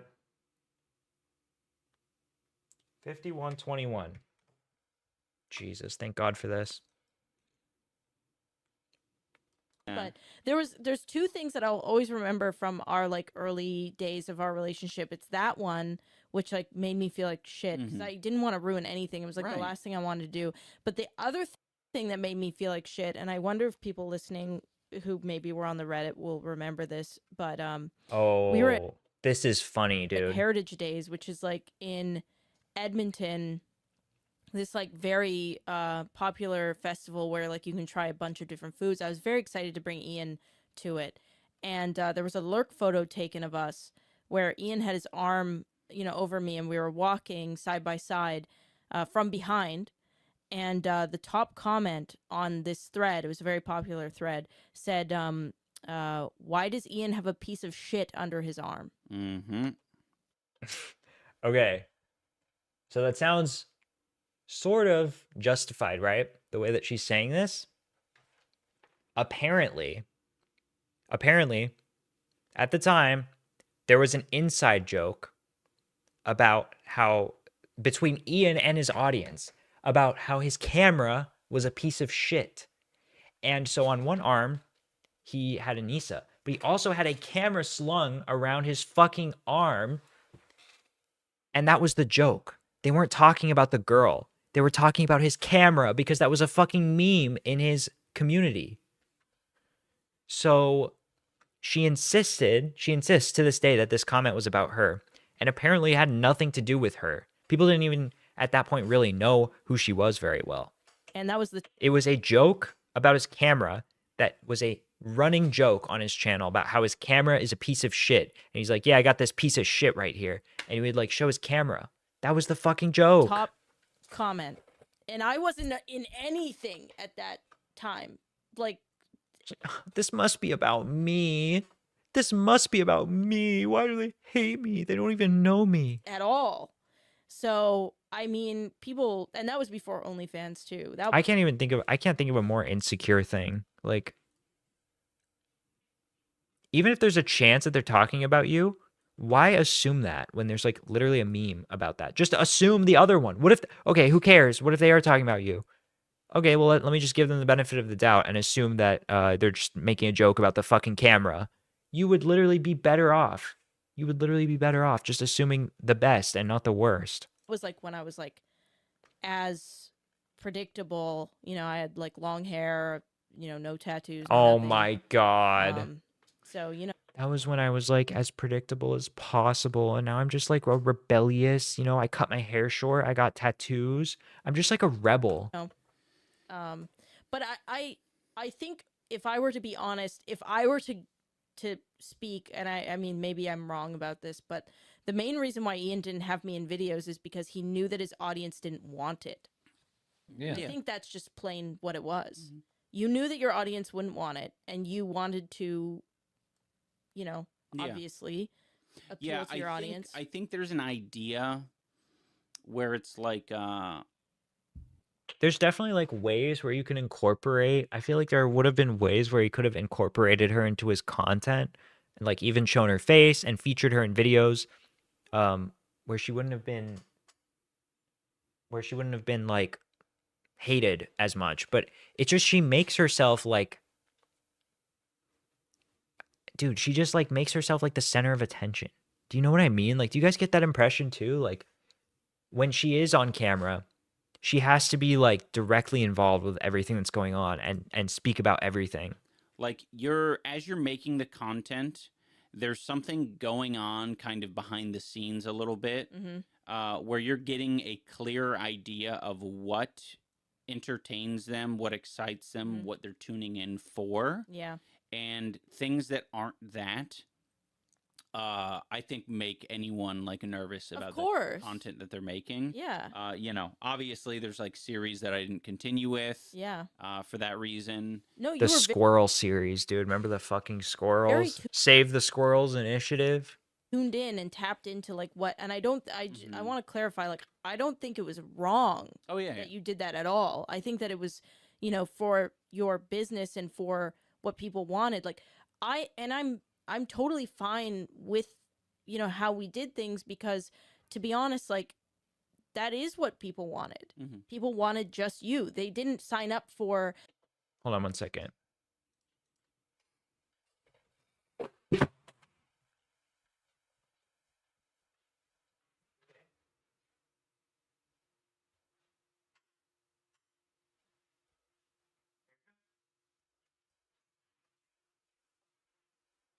Okay.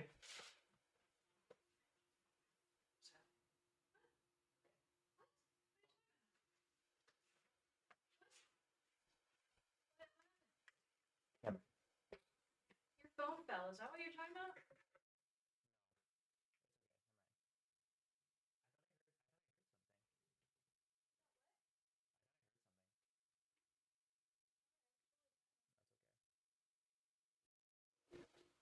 All right.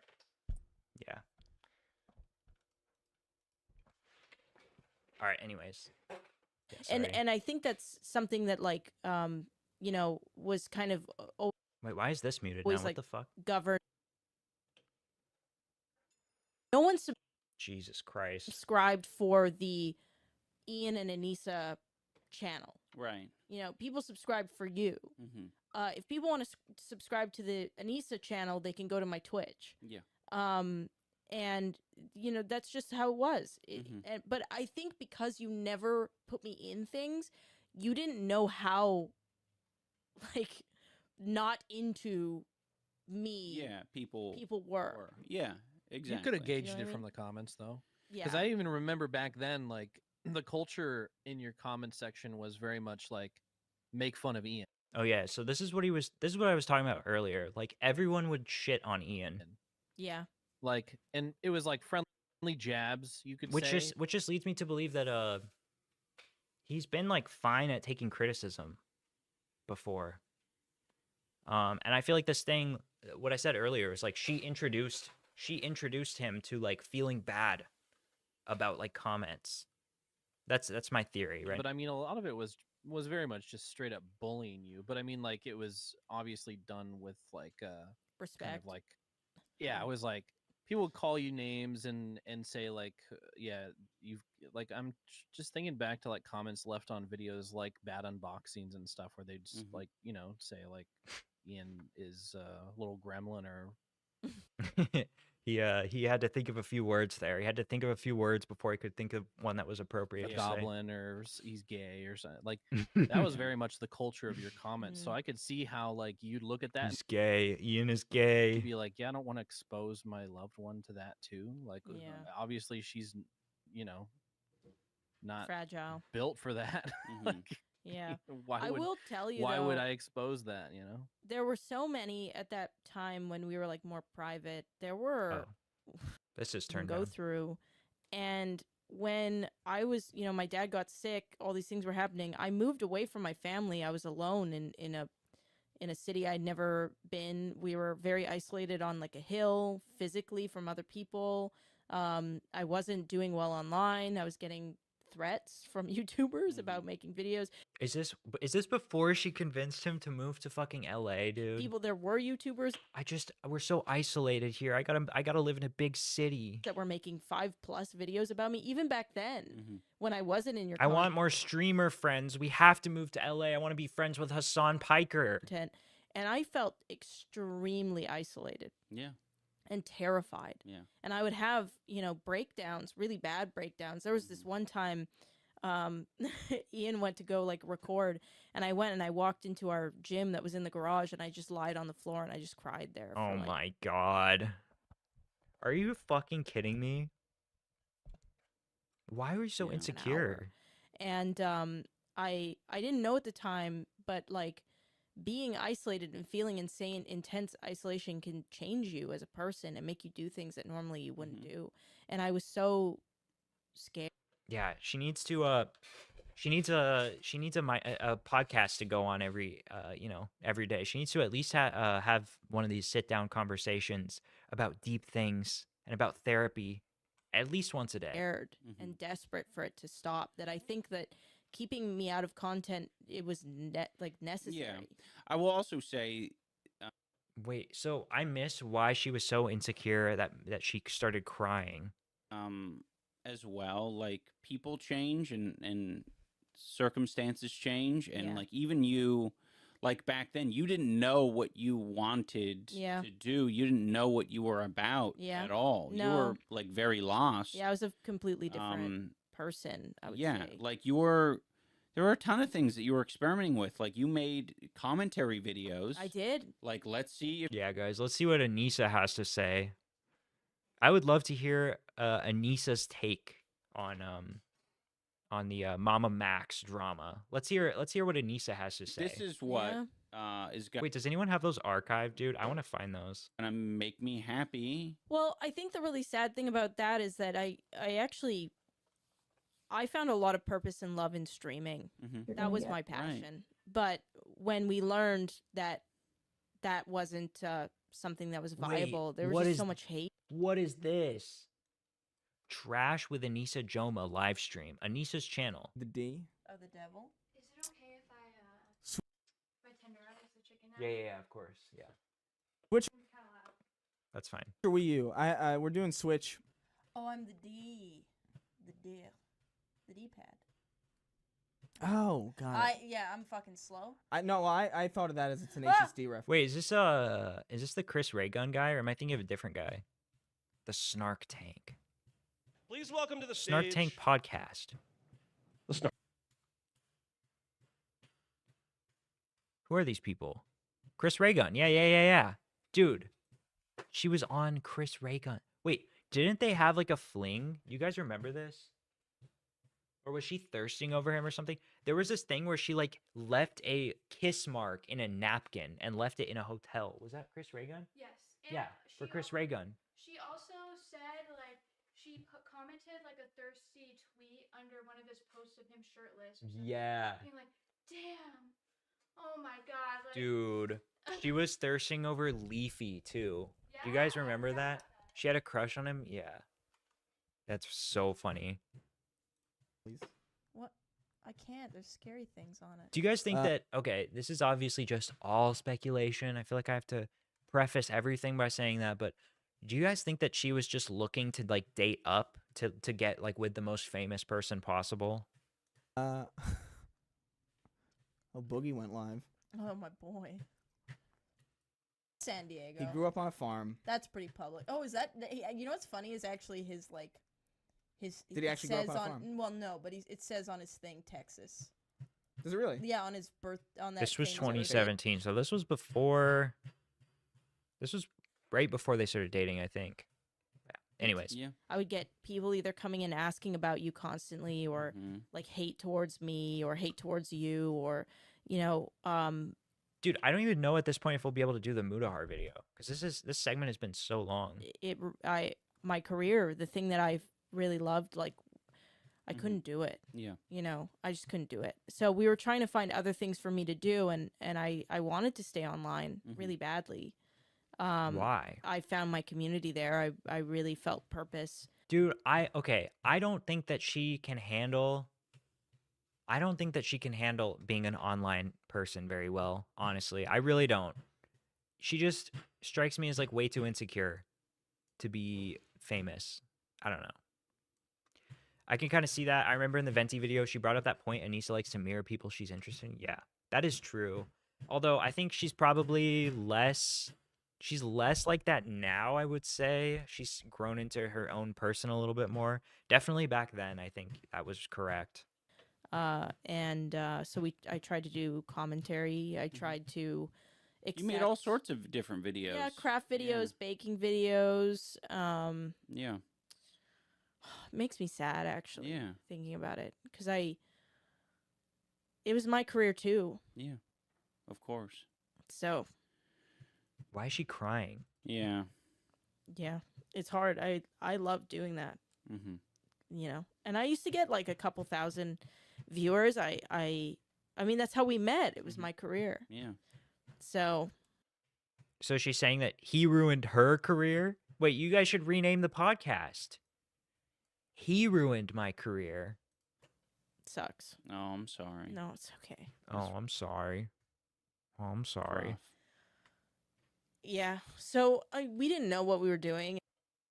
Why is she fucking crying? And like, we still kind of don't. Like, I think, you know, oh this my podcast God. is cool, but that's probably like my biggest issue right now is like, what am I doing? Stop fucking crying. But Holy we're going shit. to therapy. Yeah. We have a couple of dogs. What is this?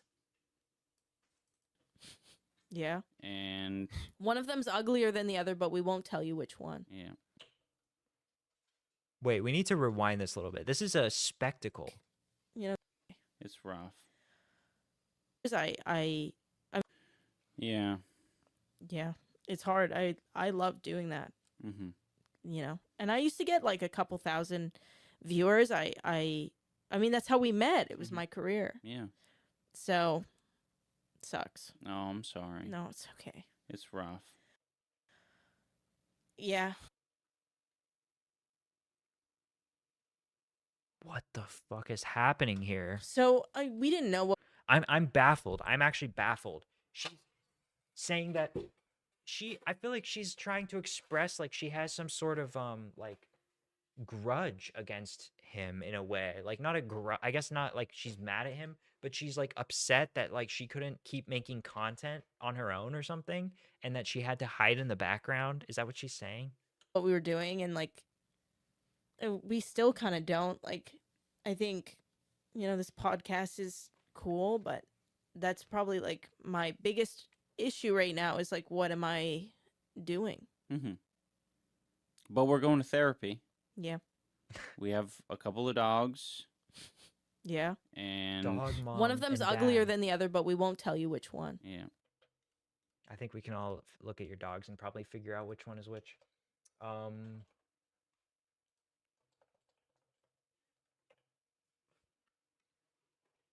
All right, hold on. We got to rewind this a little bit.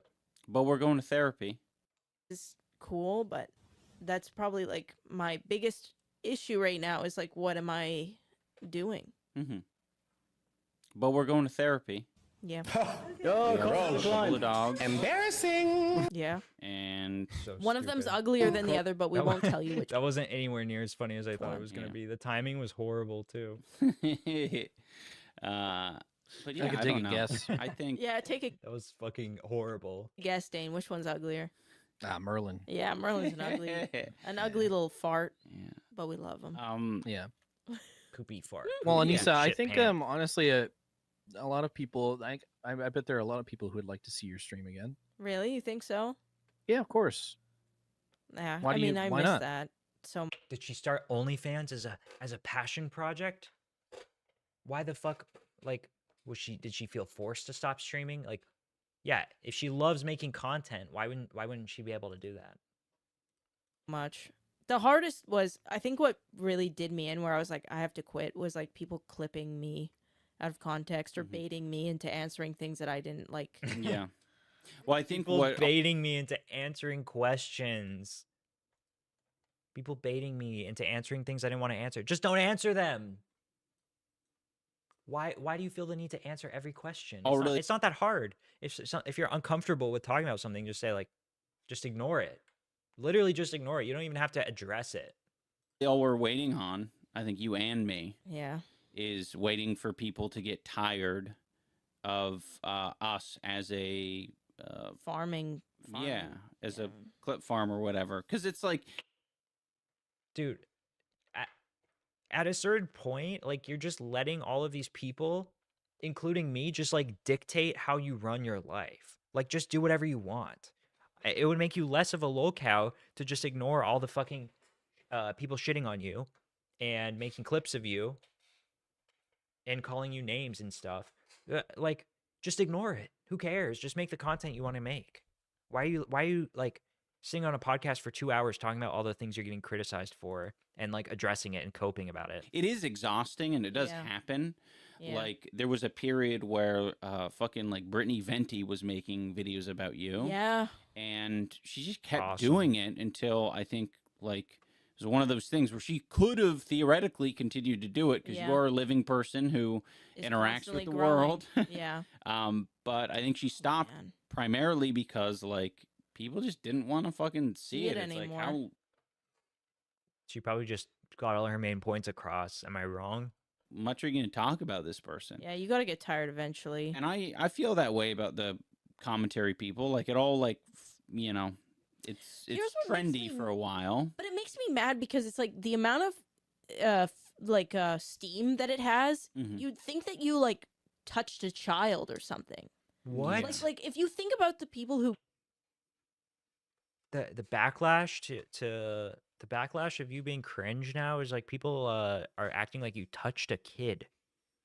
What is that comparison? get the amount of shit that like you it's get. juicy. Yeah, it's like Onision. Right. Like you're not in an Onision.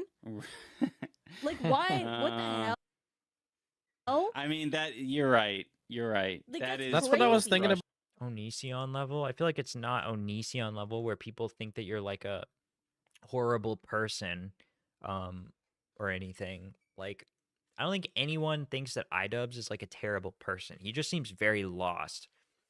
And I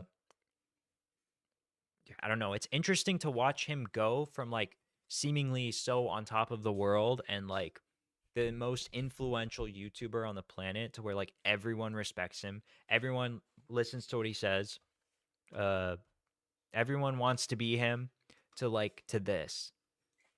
But earlier, like what is this? Here, I was thinking about that earlier when nobody thinks that you're like malicious. You were talking about like how your event got like the FBI involved and like there were bomb threats, and I was like, how did this all go so wrong? And I thought, oh yeah, Ian got a girlfriend. Yeah, that's like literally what happened. Yeah, and that's all that happened. Is just Ian started dating. Ian got a girlfriend, and they're all just jealous. Literally, just this whole fucking conversation is them saying you're just jealous. And it evolved to that, like you're just jealous of what we have. What incels will never understand.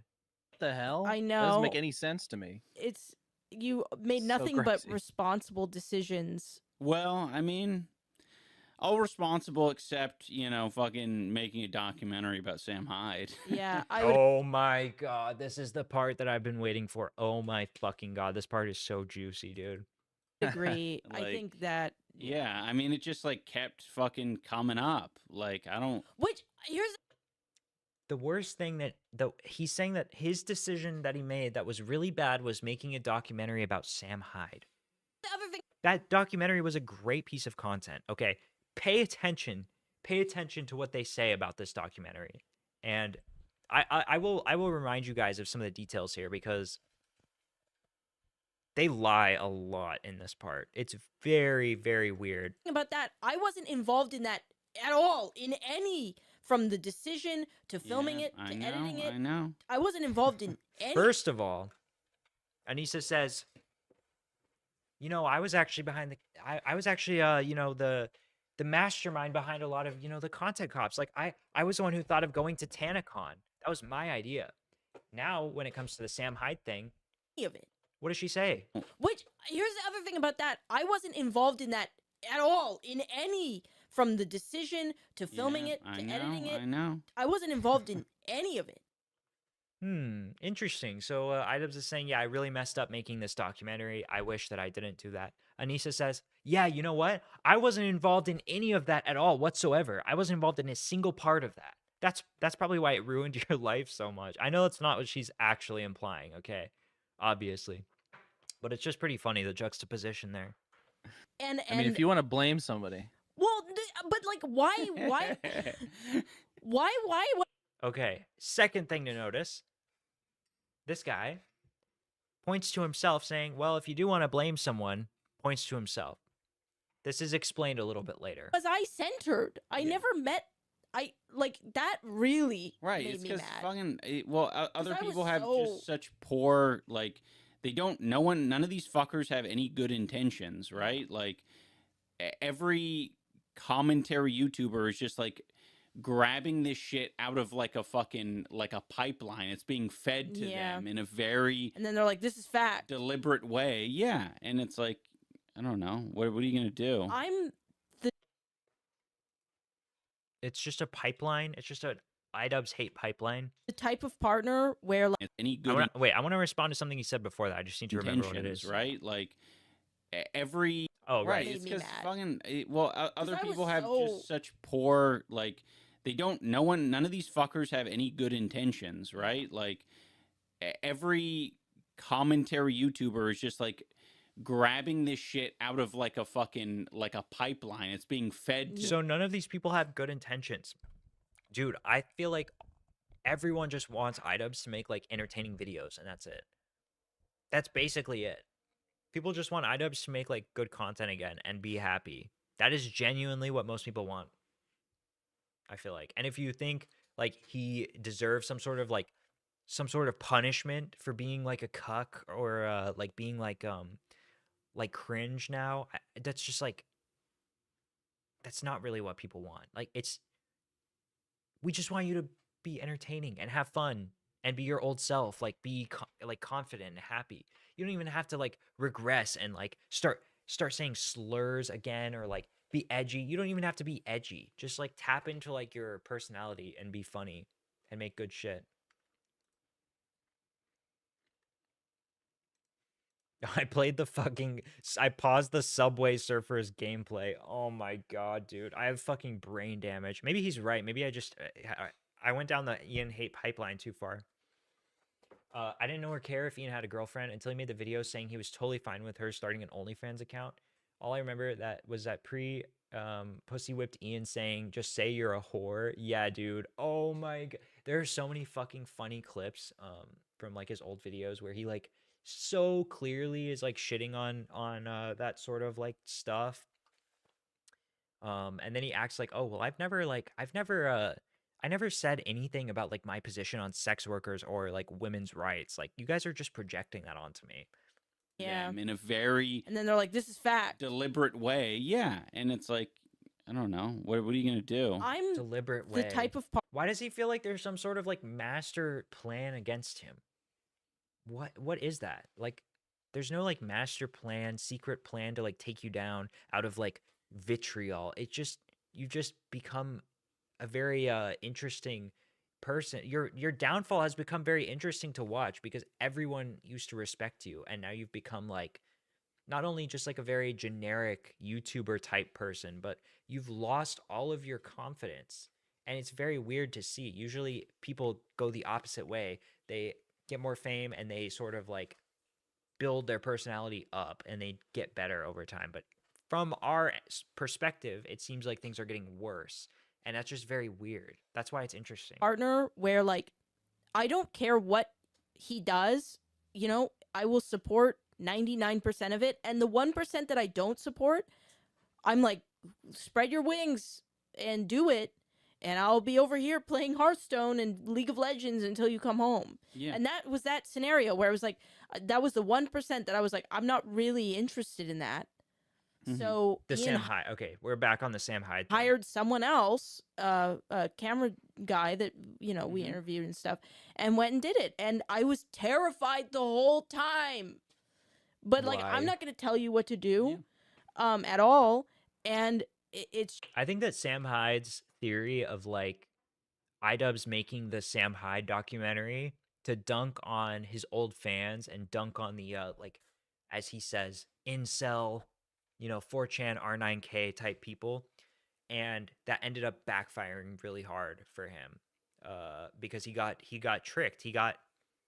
Sam Hyde was literally just there being like, let's make some good content together. He didn't even care about the OnlyFans shit or anything at that point. Like I feel like he just was like excited to be working with iDubbbz because he thought he respected him, right?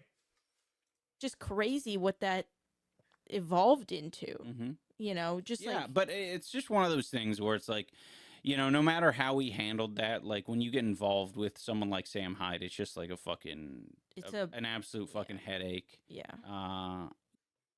In what way? It's a headache to get involved with someone like him. From what I could tell from the documentary, and again, like this is just from what I've seen, right? Obviously, these people were actually there, so maybe he knows something that I don't, right? It feels like Sam Hyde was just like sort of excited to be like working with him, wanted to do like a friendly like little troll on him, but it really got in Ian's head. The fact that he got like one-upped and like Sam Hyde just like sort of trolled him and like made him look stupid really got in his head. And so he started getting like mad. He started getting agitated and angry. That's what it feels like to me.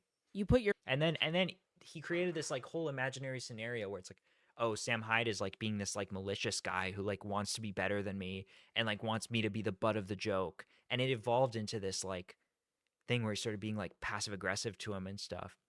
If you guys remember, the whole documentary, so they touch on this a little bit. Sam Hyde never heard back from them. He was sitting on this footage for like a year. He had all this footage of what he felt like was really funny, entertaining footage that he wanted to make money from. So after not hearing any updates from Ian whatsoever for years, or for like a year, he just decided, well, I haven't heard, he hasn't said I could post it or anything. I want to post it because this is my content. I want to make money off of this. We put money into it, whatever. Now, this forced Ian into a position where he had to release the footage. And apparently they just hadn't edited it yet. They hadn't finished editing it yet. I have to assume that Anissa has almost completely isolated Ian from anyone, especially Sam Hyde.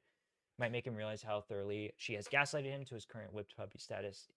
Yeah, I think there's definitely some truth to that. I don't think that Ian was necessarily like the most like I think that like I would say like relationships would be his weak point as a person because he doesn't strike me as the type of person who was like in any sort of like relationships prior to her. But I think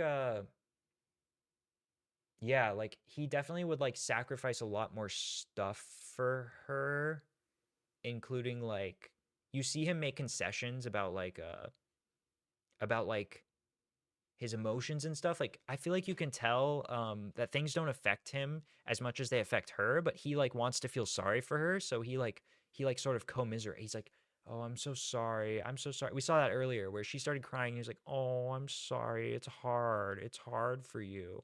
And it's like that is so like I don't know, it just comes across as very disingenuous, I guess. your foot in that mud. Yeah, And you're gonna lose your shoe. yeah. Your shoe's not coming home with you anymore. That's fine. So yeah, it's just been obviously like a fucking headache since then. For the record, because I do feel like bringing this up, I do think that the impact of that would have been lessened by a lot if our documentary came out first. Yes. And You really that was believe on that? me. Mm-hmm. That was on me. Okay. Notice this. Nobody's talked about this yet from what I've seen. This guy, what the fuck? This guy is basically this guy is taking all of the blame for the documentary not being put out. So he's done this twice now. Remember, he gestured to himself earlier. He said, "Oh, that was my bad. That was my bad." It feels to me like now this guy is sweeping for them and saying like, well, actually, I'm the reason the documentary was late. But it seems pretty apparent from Sam Hyde's side that they didn't really want to release the Sam Hyde documentary.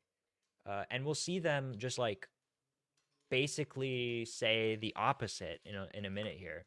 Because we would have set a little bit more of the like narrative, I suppose, of like the intentions behind going out there, because his documentation of the visit painted Ian in a light that made it seem like he was there to make a hit piece. Which is so weird.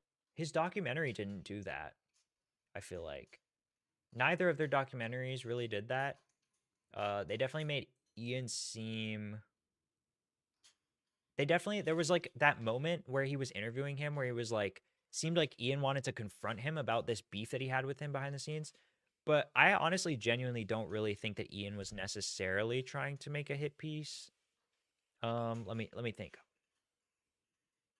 He definitely like wanted to like sort of dunk on his old fans for sure by like showing Sam Hyde to be not as like perfect as he seemed online or something, but I don't know. There's some really persistent rumors that Ian was still a virgin when Nisa jumped off whatever other YouTuber she was dating when she met Ian.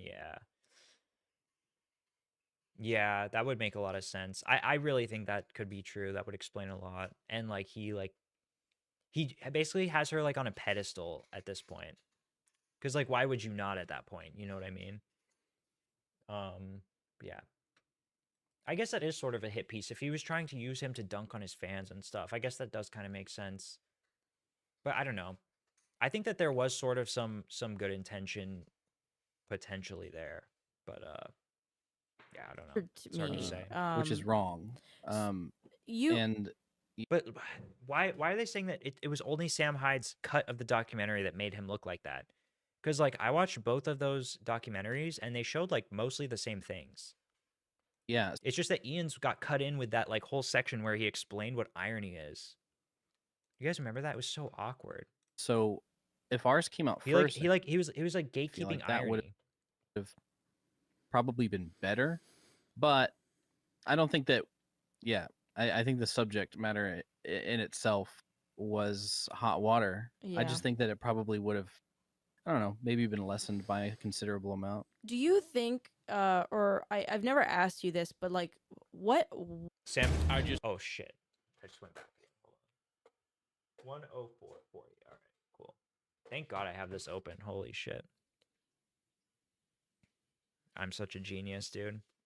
Sam paying a girl $500 to pretend to be his drug-addicted girlfriend and mess with Ian was funny. Yeah, that was hilarious, dude. I think that really like freaked Ian out a little bit and put him like on guard, I guess, if that's like a way to put it. I honestly think him realizing that that was all like a ruse was what made Ian seem more standoffish at that point, because he was like uncomfortable because he was getting like punked, I guess. And then that interview that he gave where he was like, yeah, you remember like how we first met? Like, remember when you copyright struck me? It just came across as like he was like mad at Sam, which Sam didn't get that impression at all at the beginning. And that made them both sort of separate from each other. That made Sam sort of be like more distant from him and not trust him as much, I think. I think that's sort of what happened. Tensions behind going out there, because his documentation of the visit painted Ian in a light that made it seem like he was there to make a hit piece, which is so weird to me. Which is wrong. I remember in Sam's video, like the conclusion was like, thank you for getting the chance to work with me. I think this is like really good content or whatever. That's what I remember from his video. I don't think that there was any like malicious intention from Sam to paint him as a fucking like hit, like or to paint the documentary as a hit piece or something. I don't know. Yeah, so if ours came out first, I feel like that would have probably been better, but all they would have had to do if they wanted theirs to come out first was communicate with Sam, because Sam was asking them questions and they weren't responding, apparently, according to Sam. I don't think that, yeah, I think the subject matter in itself was hot water. Yeah. I just think that it probably would have, I don't know, maybe been lessened by a considerable. Dude, they act like there was nothing that they could have done differently to make that to make the outcome different. And it's like you could have just gone there and like had fun and worked with a guy and made like funny videos, but like I don't know. They just seem to have this problem where they're like, we did everything right, and like I don't know why everything went wrong. Do you think, or I've never asked you this, but like, what was the reason that like the editing took so long? Did you just not know how you were going to like put things? Here we go. Okay, so again, they're pushing the idea that this guy was the reason the documentary took so long to edit. He was totally going to release it, guys. He was totally going to release his cut of the Sam Hyde documentary. But this guy was just taking too long to edit. There was no other reason that it came after Sam Hyde's edit got released. Together. I feel like the fucking Sam Hyde coming out with his footage and being like, yeah, we filmed all this stuff with iDubbbz, but he hasn't responded to me, made iDubbbz look bad. So then iDubbbz was in a position where he had to release the documentary. I think that's what happened. I really do. That's just like a more straightforward explanation. Like that just makes more sense than, oh, it just took a really long time to edit, so we happened to release it like 2 days after Sam Hyde released his. Yeah, the clip of Ian saying, usually I'm the puppet master, was so cringe. I can only wish Ian had stayed at that level instead of getting immeasurably worse. Yeah. Yeah, that usually I'm the puppet master thing. I guess we like don't really know for sure whether or not he actually said that, but if he did say that, it's fucking crazy. That is like an insane thing to say. Well, I mean, you probably... I definitely don't think Ian would say that nowadays. I think he's like too insecure to say something like that. I feel like he's been his worldview has been shaken ever since then. But I feel like back then he was definitely like a little bit more like he still had his mentality from being like content cop, the guy who always owns people, and he thought that he could channel that energy onto like Sam. You know what I mean? I mean, you can put it together, right? From working with me for a while now. Yeah. I'm like a chronic procrastinator. Yeah. I think I just put it off for too long. I do that with a lot of things, my own work included. Yeah. No, like why are they forcing this into the conversation? Oh, by the way, guys, it was my fault that the Sam Hyde documentary was delayed. I just procrastinated. You know, I always procrastinate. He's mentioned it like 4 times now. I doubt he had any intention of releasing anything from his Sam Hyde interaction. Yeah. It just doesn't make sense that he would have dumped all this money into a documentary and then like just let his editor procrastinate forever. Like, oh, there's just no deadline whatsoever. Yeah, you're still working on it. Oh, it's been a year since we filmed it. Oh, whatever, you know. I mean, Ian does too. Yes, it just makes, yeah, I don't know, dude. I do as well, and I think that's the problem. Is all 3 of us, none of us set deadlines. Nope. For ourselves or each other. Yeah, I had no deadline, and honestly, if I knew that he was making his own version of it, then that would have been my deadline. Didn't they have their own cameras and everything? I mean, they had, yeah, they obviously did. They had footage.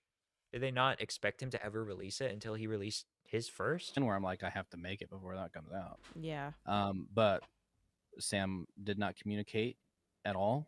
Sam did not communicate at all. Hold on. We gotta duplicate this tab here. We really need the Subway servers footage.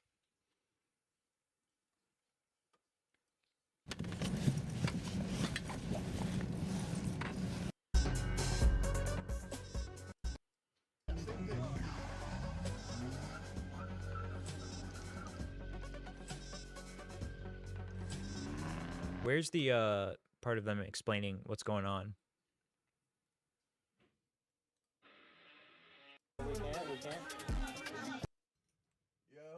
What is happening? Oh, it's fucking Joey. Hell yeah. That wasn't speculation. There's definitely footage of Ian saying the puppet master line. Okay. Sam said something later indicating he didn't know that footage exists, which is kind of weird. It wasn't there when that was said, so he might not have known. Well, if there's footage, I hope that gets posted. I'm just trying to be like completely fair to iDubbbz because I've only ever heard that from Sam. Not that I don't think that he would say something like that, but we just wouldn't know from what we have so far. Yeah, didn't he explain what happened at the start of this video? Oh, how it all started. Okay. Make a cool cut out of it. So I think that's. I would do that. I think that's fair. If I spent $15,000 on something, is that fair? We put a lot of labor into it, so it was his documentary, but by the end of it, it was like our documentary. Like we all. And to be honest, I think like we went to Joey. Can you open up the iDubbbz gaslighting document? we came up with a lot. Let's see. He was on Twitter trying to line up fights with people. And I was like, yo, can you get me in there? Let me get a fight with Fantano. And I think I bothered him too much. Something like that. I wasn't like an asshole or anything, but I think I probably just texted him too many times. Anyway, the document, it hasn't come out. It's like almost a year. When was that? 6 months ago? 8 months ago? Say 8. Yeah, so he says, we don't want to put iDubbbz on blast. Yeah, we wanted to release our footage. We're not trying to put him on blast. I think I blew it personally with him. It's no fault of his. Whatever I said, I sent him. Doesn't matter. I think I overwhelmed him. He was on Twitter. And I was like, yo, can you get me in there? Let's get a fight with Fantano. And I think I bothered him too much. Something like that. I wasn't an asshole, but I think I probably just texted him too many times. Anyways, the documentary still never came out. Yeah, so he wasn't, according to Sam, these are two different stories. According to Sam, he wasn't getting any response from iDubbbz. And that seems much more believable to me. Yeah. With Ian about that, so that was obviously a They're saying they weren't getting a response from him, and he's saying I texted them too much and I think I pissed him off. tactic, probably. Probably. But yeah, I mean, it's hindsight's 2020. But I mean, I'm not very proactive about editing things if I don't have a deadline. Yeah. So that's pretty much it. Yeah, a lot of people think, not a lot of people, but there's people I out feel there like that if think this that was the my documentary only came out. if I had an editor that I hired to edit some footage, I would be like wanting to know a window of when it was going to be complete. Like, would you? I just don't really believe that like you would invest a bunch of money into making a documentary and then just be okay with it never getting edited or getting completed at all. I just find that narrative very hard to believe. Because he put out his, which is not true at all. Our No, Oh yeah, that's check this pretty out. much it. Yeah, a lot of people think, not a lot of people, but there's people out there that think that the documentary only came out because he put out his, which is not true at all. Our like, No. thankfully, that the documentary that you guys were making was like 90% done, basically, when that It was more like 70, but yeah. 70% I mean, done. yeah. Yeah. So, I mean, man, yeah, I don't know. It just felt like we rolled I mean, unlucky. that was just like it was a bad decision because I don't know. I was being very I was being too fair. Yeah. Like, to be honest, that fucking documentary probably should have been a hit piece now that I know how it all ended up. Yeah. It's True, like, true. because I was going in very like understanding. Yeah. Full trust. And that's I feel like when you're making a documentary, and especially the kind of documentaries that we want. He says, I wish that it had been more of a hit piece. wanted to make Interesting. and still want to make. I think it's Oh, this is also news. Apparently, they still want to make documentaries. I honestly think, despite all of the problems that we have with iDubbbz right now, I think that these documentaries that he made were pretty good. Big I thanks thought this one was really good. Ice Cream Man, a little bit less good, but I still really liked Ice Cream Man too. And then the Sam Hyde one, despite him being kind of cringe in that one, it was still like overall like a good documentary. like imperative that no matter what the subject is, you have to approach it. Yeah, I feel like if he just kept making these documentaries and stopped like whining about his haters all the time, he would be more respected from a perspective of empathy. Yeah, I agree. And it's very difficult. Oh, you know the one thing that was really fucking cringe about the Sam Hyde documentary though was iDubbbz like insisting. Oh my god, when iDubbbz was like putting on the mask in the drive-through and being like, you got to wear a mask. Don't you have to wear a mask?" Oh my fucking god, dude. That was incredibly like weird. I don't know why he was pushing that on Sam so much. Do you think I feel like he maybe was trying to get under his skin a little bit? Dude, maybe he was trying to make a fucking hit piece, you know? The more that I think about it, it's like kind of lines up. He's to be empathetic with. I think it's maybe he just wanted like he was hoping that things would go a certain way. Or like he was hoping that it would be like really sad, like Sam Hyde's life would be like really sad and he would be able to show that. But it didn't end up working out that way because he got trolled and then that got in his head. Sam Hyde? Probably was Sam wearing one of Hassan's dresses, going to wear his makeup. Yeah. In my opinion, despite being a big fan of his comedy myself, Yeah. but you pulled it off, and I was like, sweet. You guys think this guy's a big fan of Sam Hyde's comedy? I find that really hard to believe. This is a solid documentary, and I'm still very proud of the way that documentary came out. But obviously, the circumstances surrounding its release, and obviously the little 1-2 punch that he had hidden behind his back. What do they mean by that? Made it lame. Is he talking about how he's like shitting on Anissa? The prolonged, like, I'm just sick of like the marathon. Yeah, I need to let me see if I could turn off like chat filters. Some stuff, like, I have it set to the minimum, I think, and it's still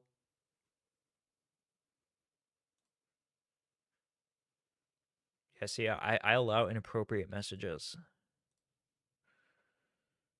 Yeah, I don't know. I don't know how to make it less filtered. That I feel like we've been.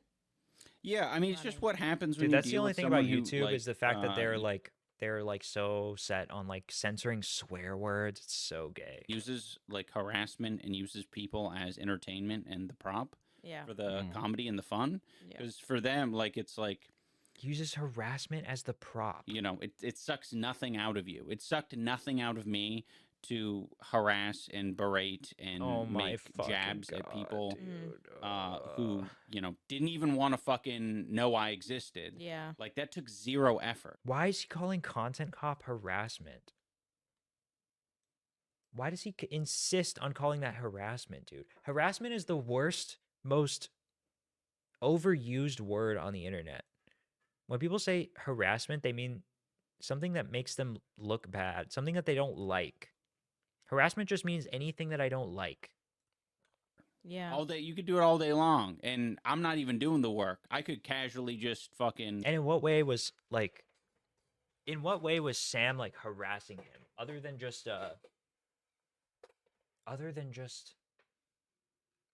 maybe texting him too much, like saying like, can you get me in on a card? I just don't understand. Like, imply that I'm talking about a particular person. In the And the comments. fans are just Yeah. like, you want me to do what? I You want me to do what? I can go. I could go over there right now. Yeah. And post some shit. I'm doing it. I did it. I posted 10 comments. Yeah. What's like the evil version of Mr. Beast asking? Does he think that if it wasn't for Sam Hyde, like his reputation would be better? Maybe that's a little bit true.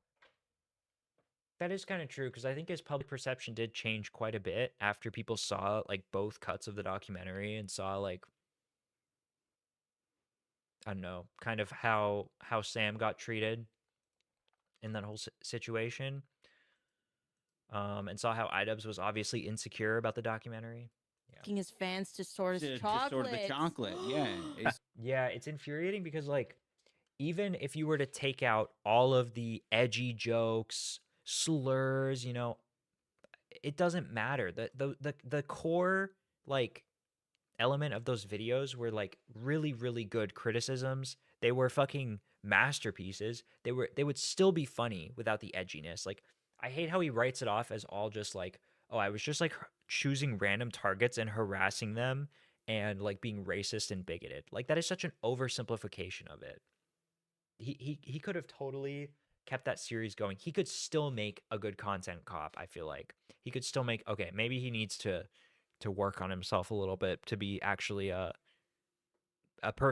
voice of authority, I guess. Again, yeah, he would need to regain that trust, but I think that is still possible. I think he could go back to making content cops if he regained a little bit more confidence, and they would still be good.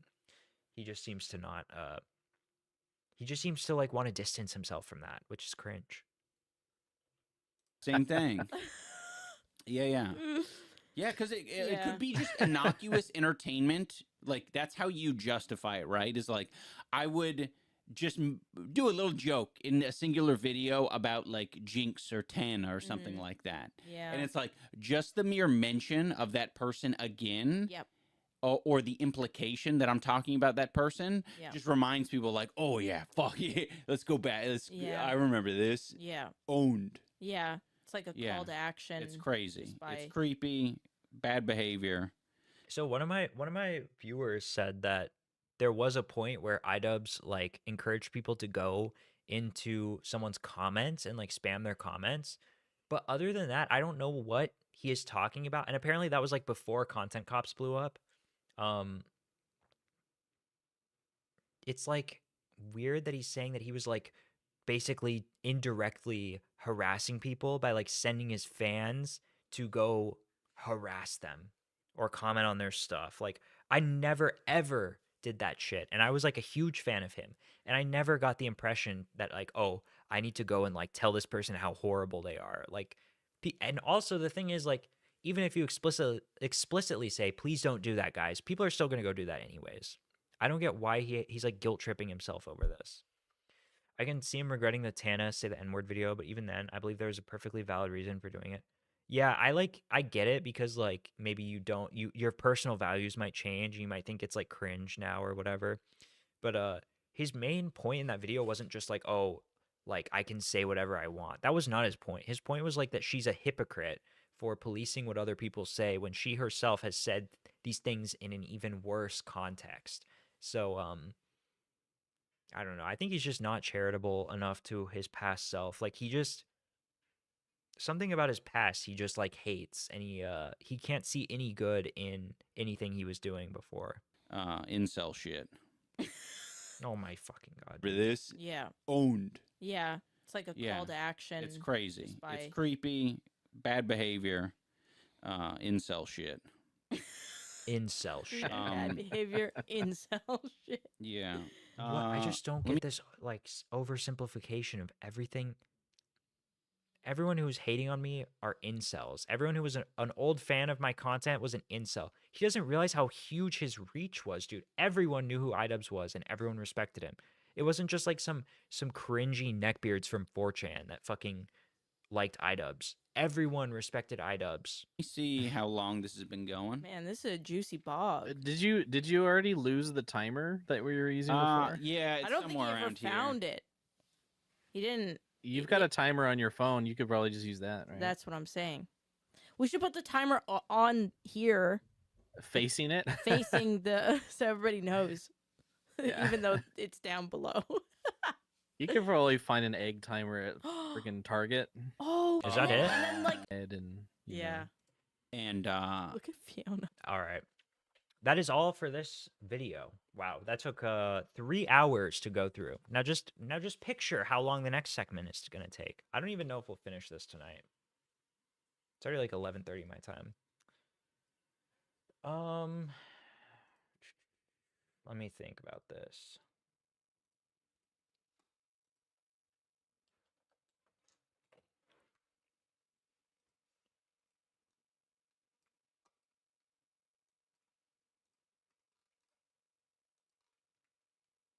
I feel like if I keep the stream going now, I'll be too fatigued to offer any good commentary.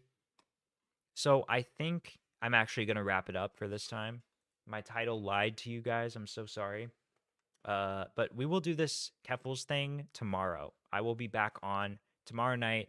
I'll try to start a little earlier. This was an hour and 14 minutes, and it took me 3 hours to get through. I might even have even more to say about Keffals. So it might be like a 3 or 4 hour stream tomorrow. But wait, tomorrow is, oh shit, no, it's gonna be the next day. It's gonna have to be the next day. Oh man, no, it's not, because I'm not doing anything at night. Yeah, all right, I will be on tomorrow. Thank you guys for coming by. I can't believe how long this took. Holy shit. Yeah, we'll see you next time. Have a good night.